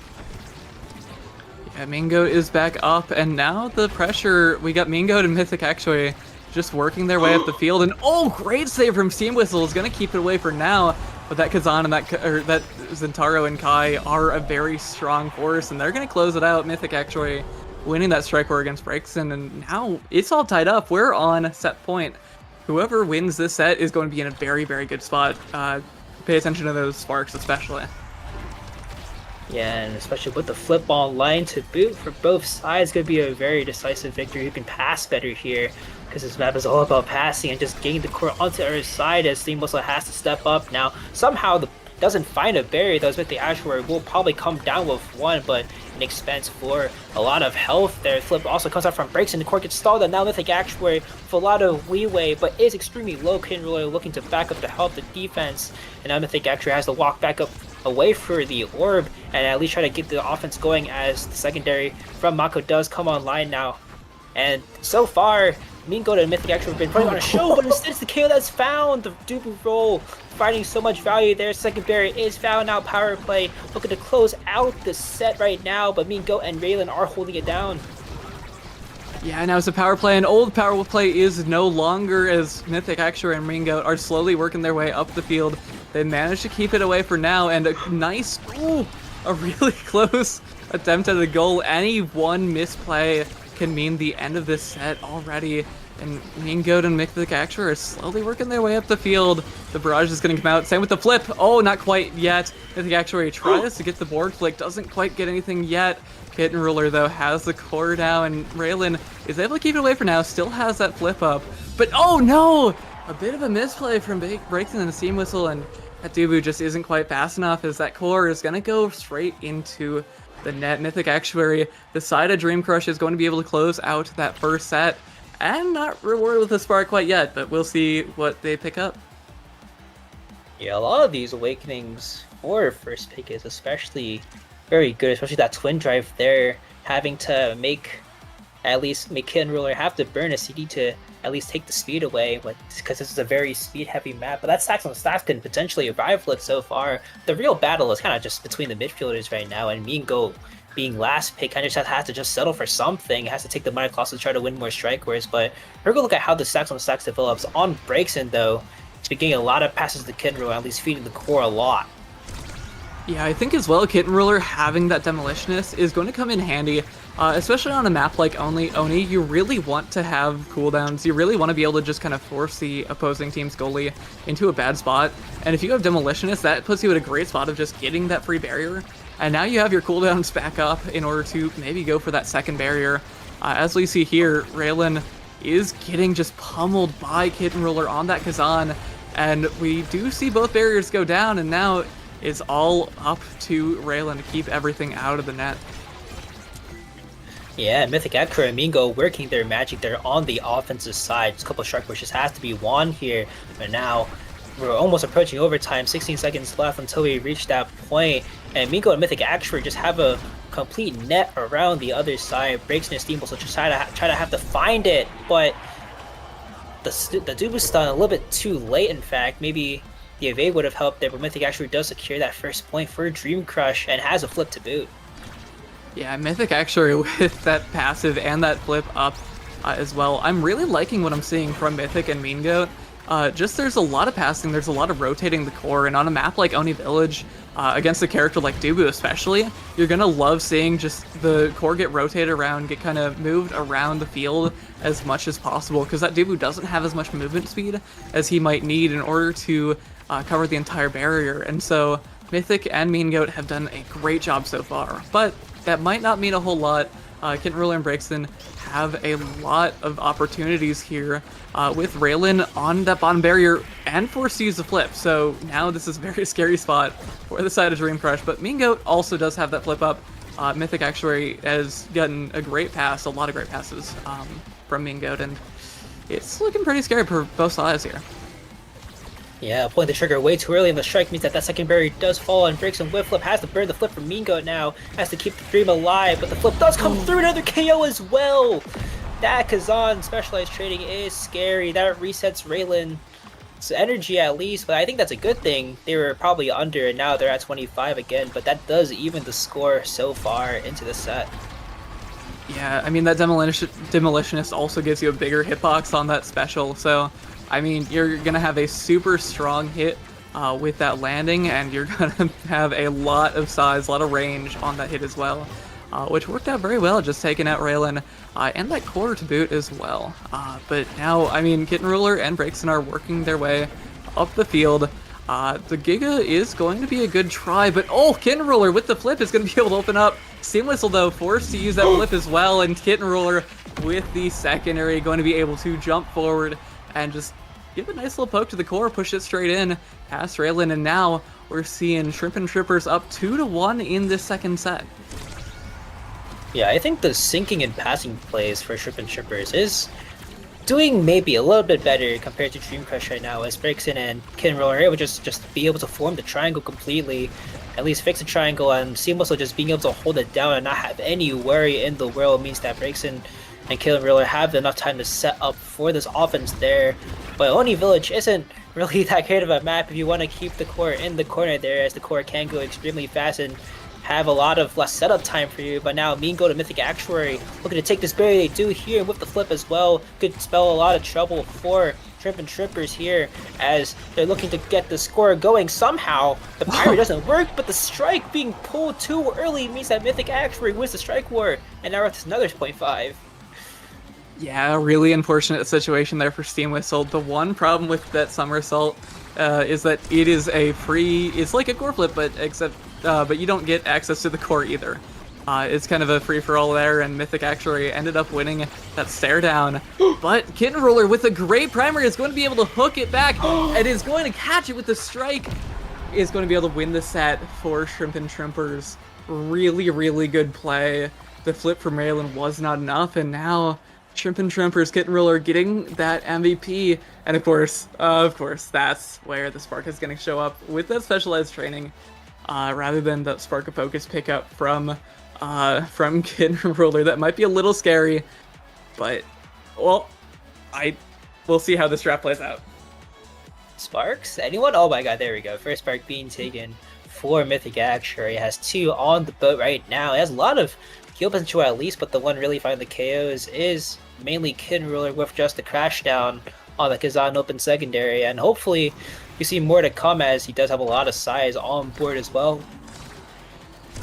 Yeah, that's that double size specialized training is going to be really, really nice to have, especially with that massive strike and that massive open primary topspin from the Kazan already opening up both barriers. And now, I mean, it is all that the side of Dream Crush can do to just stay alive in this point. Yeah, Mythic actually doesn't have a lot of speed to go off of, and Kitten really just has all the size at least. You have to at least balance one out. You can either choose one or the other, speed or size, and Kitten really decides to go with the size, finding another point at least. He's been contributing a lot to these goals, and if Mythic Actuary wants to have at least a little bit more presence, he has to kind of just step up and let Mean Goat do all the heavy lifting, especially with that fight or flight pickup at least, because the way Mean Goat's playing is that he needs to try and just feed the core of the Mythic Actuary, and this seems like the case. The other side though, Breakson and Kitten Ruler find that second barrier as well, letting everything come up, as Kitten Ruler also has a flip to boot as well. the offense is just crumbling so far as one KO was found. Mingo not being able to help because he's stuck behind the Dubu Fortress, and Kitten Ruler finds another point. Yeah, I mean, Kitten Ruler said, "I don't care if you get that second spark. I got my specialized training." And I mean, I think that's the second or third kill that we've seen just onto Raylan with that specialized training, that whatever fall down, whatever it's called. And I mean, that is exactly what your win condition is going to be. In this sort of KO-oriented meta, Kitten Ruler has done a great job of just saying, hey, I'm catching you standing a bit too far back in net, and that's just going to be a nice free kill for me. And the ping pong is going back and forth, letting Kid Ruler embrace and completely capitalize off of it. But now Dream Crush have a flip. Now one flip being used. I think actually can be a lot of trouble if Steamboat decides to put any damage onto him at least. But so far, Kid Ruler has almost all the power in the world right now if he could just get a single strike into him. But so far, Amigo to Mythic actually trying to put the stops onto that, trying to at least keep Dream Crush alive for a little bit longer. But the second barrier does fall now. Open barrier situation for Dream Crush. Steam Whistle also looks to step up as Breaksin is able to cover the cross clear and send it right in for an easy 3-0 set. Yeah, that was some great Rose Warp, great understanding of where that play was going to move forward into. And now Kitten Ruler rewarded with, I think it'd be funny if we take a build different, but I think Primetime would also be a really good opportunity here for Kitten Ruler. Either way, though, only Spark of Leadership here might be a little scary if it falls down to Mythic Actuary, but really that's Mythic Actuary is that last pick, so we're going to get a nice little Spark of Focus, Spark of Leadership combo onto Breaksin, as well as that built different. So that's a 3-size Kazan now with that specialized training, along with those extra impact damage onto that ultimate. So I mean, that's going to be pretty scary for the side of Dream Crush, as well as that Prime Time as well on Steam Whistle. Means that Dubu is going to have a whole lot more logs to just throw at you. And honestly, I don't see quite the same level of awakenings that we got from Dream Crush. I think that Glass Cannon might be a bit useful on Mythic, but you gotta, not get hit. He does get hit right there, and just trying to stay alive. Not even stay alive, but at least just try to not get caught by anything is a little bit hard, especially when Dubu can just immediately somersault onto you, which he has been doing, which means that that will not have a lot of effect, especially if your Kaya is going down like that. Kid really finding another KO, but the Dubu Fortress stops the asking attempt so far. Mythic Actuary, Raylan do have a saving grace so far, but it doesn't matter. Caitlyn really with another barrier as well, even staggering, and even killing another one. Oh my goodness. Yeah, that's 2 kills now for Kitten Ruler in just this point, and Mythic Actuary is looking significantly worse for wear, as that's another kill coming out for Kitten Ruler, and Mythic Actuary stays staggered, doesn't need to die, as Kitten Ruler is able to take that strike. The strike shot from Raylan not quite enough to save it, and now, I mean, it's looking like a bit of a Shrimp and Shrimpers steamroll going into this potentially last set here, but I'd be down for Dream Crush to maybe pull something out of their hat.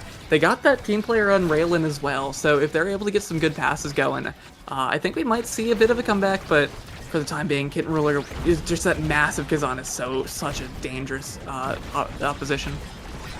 There you go, might be falling off the map, but before that, Steam Whistle does find the strike into the goal box now. Match point up for Shrimp and Shrimpers. They're a very, very KO comp heavy team, and so far it looks like they're doing the job, especially Killer, the heavy lifter of this entire team right now, and Dream Crush. They have to pull some kind of miracle out of the bag, some sort of passing play, because again, Ruler is just immediately just gonna strike out of them. Flip coming out for Steam Whistle, but Mythic Actuary looking extremely low, finds KO as well, and Kid Ruler all in the friend zone, doesn't even need his teammates. 3-0 victory, clean sweep. Clean set sweep at least for Kid Ruler, as Shrimp and Shrimpers advance to 5-1. Yeah, I mean, we just saw some really, really good plays being pulled out from the side of Shrimp and Shrimpers. It looked a little scary starting off towards the beginning of that match, but they just figured out what they needed to do. Kitten Ruler, let's see here, got 7 saves on that Kazan, or 7 kills on that Kazan, as well as 8 goals on that scoreboard. I mean, we just saw just constant threatening on that goal line from Kitten Ruler onto Raylan, and when you're Mako, especially against Kazan, it's really, really hard to do too much. And I mean, Gitten really just knew exactly where they needed to be, and were able to close out that game pretty quickly. Yeah, that scaling definitely worked out for Trippin's favor, especially however the points rolled out. Dream Crush, they had a good showing in the first half, well, at least the first set, but then the Awakenings coming through, especially onto Kid Ruler as well. The sparks not exactly going their way as well. It didn't really mean much help for Dream Crush at least, but that's another game for Shrimp and Shrimpers. They're 5-1, close to second place already, and Dream Crush they're 2-4 now. A lot of hopium at least needed to at least advance to that tiebreaker, but I think we have one more game coming up as well. So be sure to stay tuned. Don't go anywhere.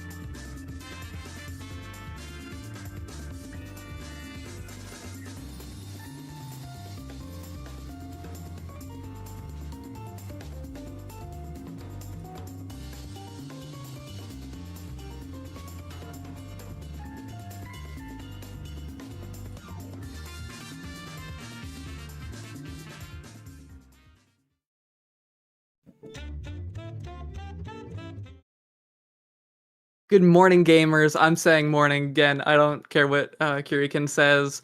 We are back. We got some more OSAS today. I believe the final match of the day as well. We're going to be having Chikara Space Train versus God's Strongest Soldiers.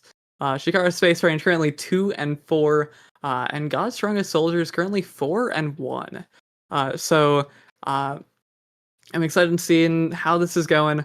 Looks like we did get a canceled queue. Oh yeah, because we were on Oni Village. All good. Oh, So we're gonna be on Inky's Splash Zone. Honestly, hype. I love this map.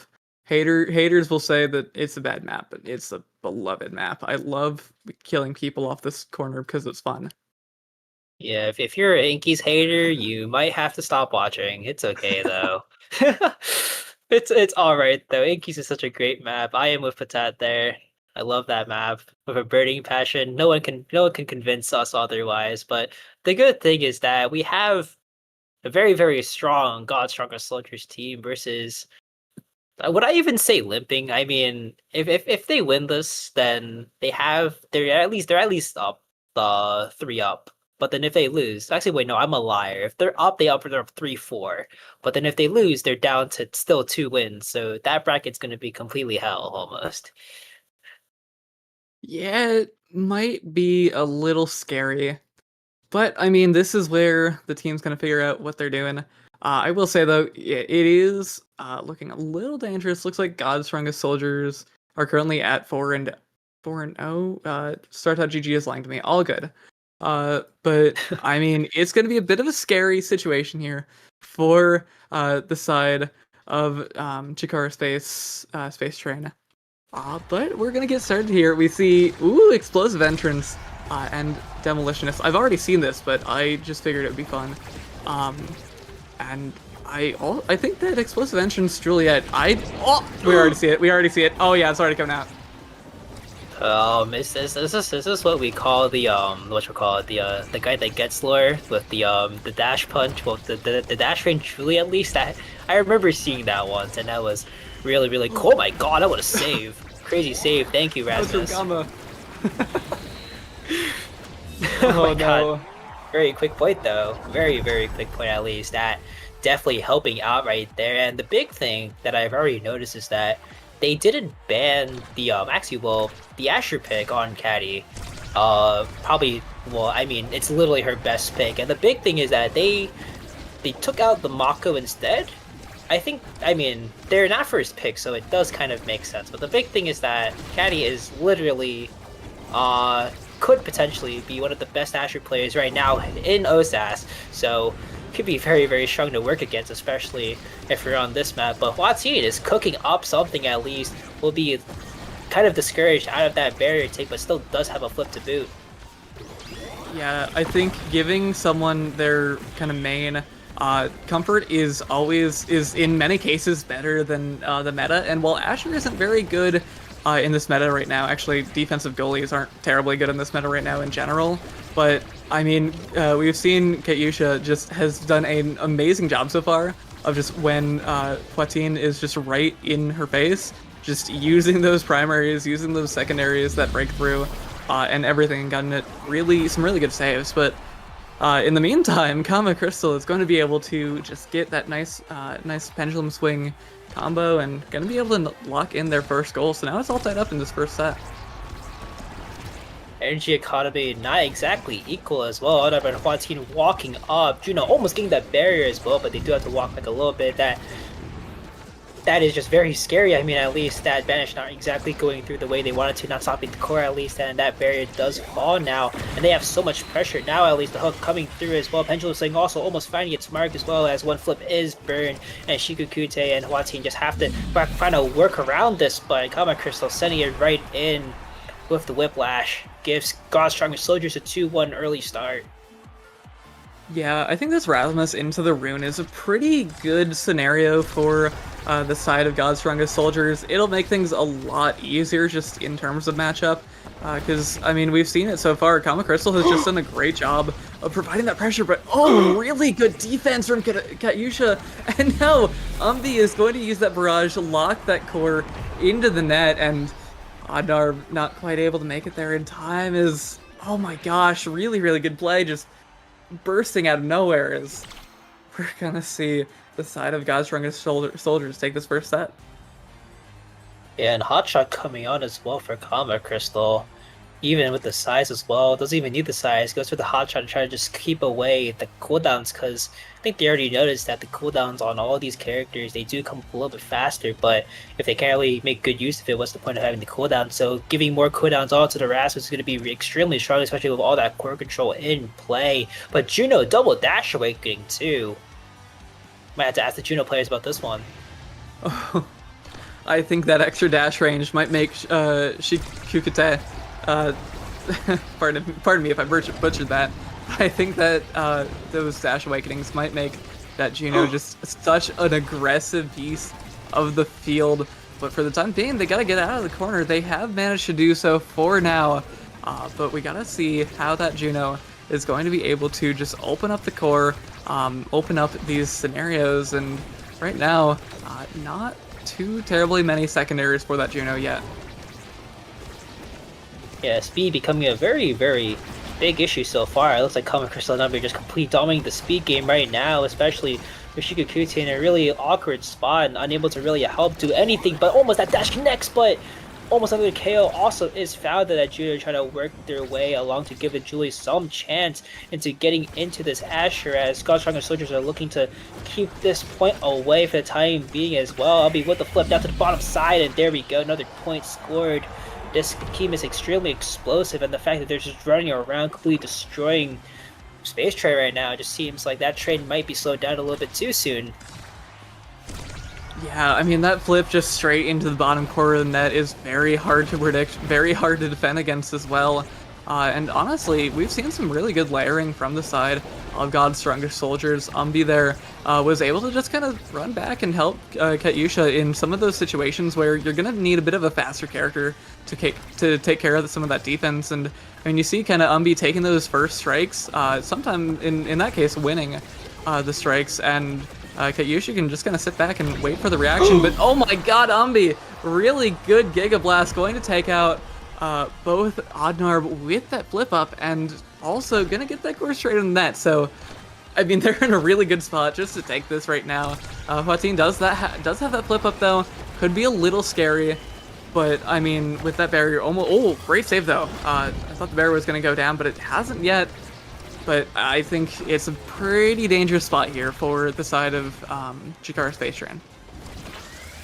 Yeah, Shiku kind of just, it feels like in general, Umbi just has the greater presence, and the fact he's getting so many core touches means that Chikara Space Train have to look against it almost, because Common Crystal just has so much space to just walk up, and if you want to have enough more map presence, this is the team comp to do so, having one defensive range and then having two of probably the best characters to get through. But the main thing is that Hwatin is looking to keep up the pressure here. Space Train do have a chance to score and even up, or try to at least even it up, or maybe start a comeback here. But the dash punch goes wide as well. That could have been used to score, and Common Crystal does almost have the read, as Umbi and Common Crystal are looking to keep up this offense, and they actually do get the barrier as well. A lot of strikes coming in as we hit overtime, and the core is going mighty fast, almost taking it right through.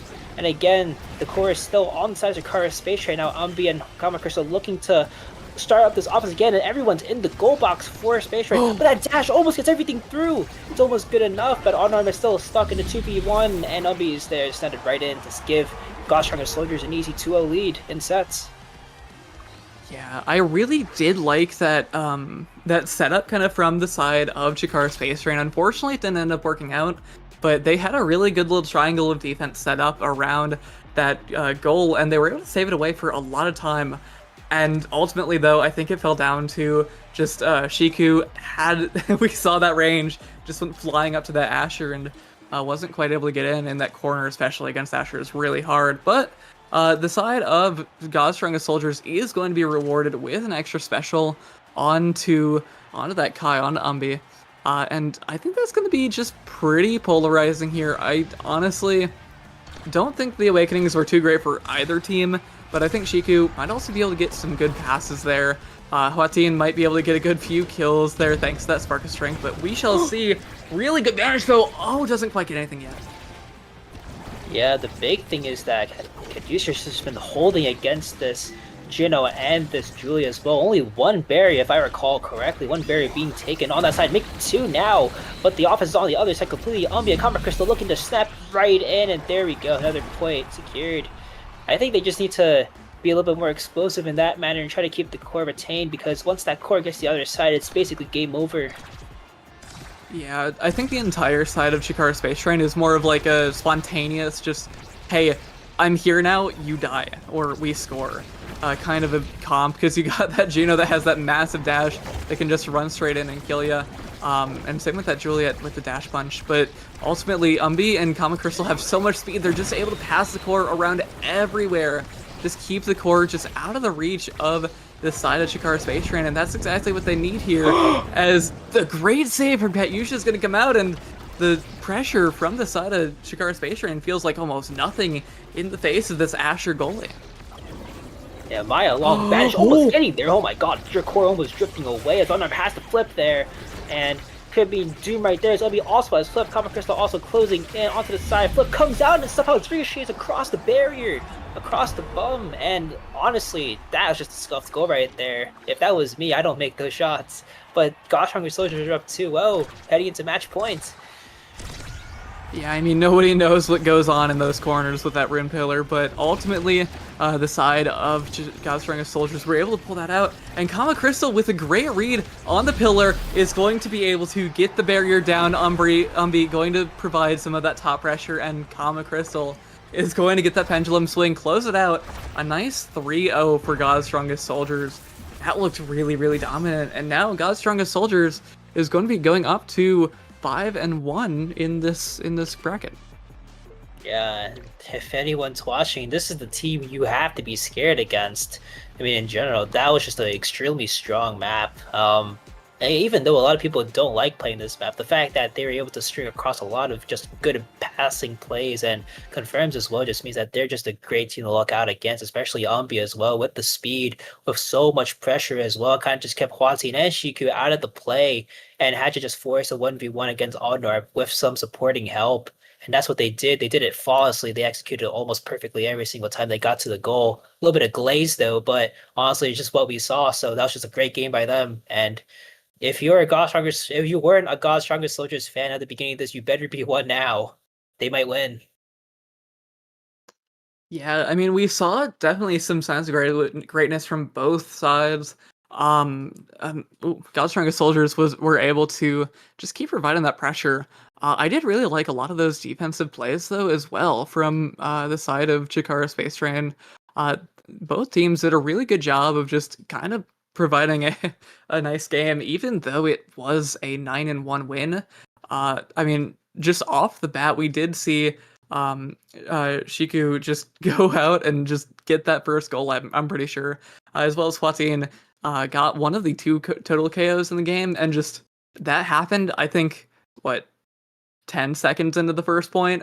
So we definitely saw they just came out fists raised, just ready to punch everybody out of the map, and they did provide a lot of a show in that first set, but I think ultimately the side of God's Strongest Soldiers were just able to scale, just keep their pressure, keep all of their power flowing, and I mean, they just were able to close that out. Yeah, and with that, I'm pretty sure the entire top bracket is completely at a standstill right now. God's Strongest Soldiers leading in with first, Shrimp and Strippers second, Lakachura in third, and Brawling at the fourth place. I think they're pretty much locked and loaded as well. And in light of that, I think this is our last match. So thanks everyone for watching at least this iteration of day one, and we'll see you next week. Stay tuned for next week at least. It's gonna be a banger matches.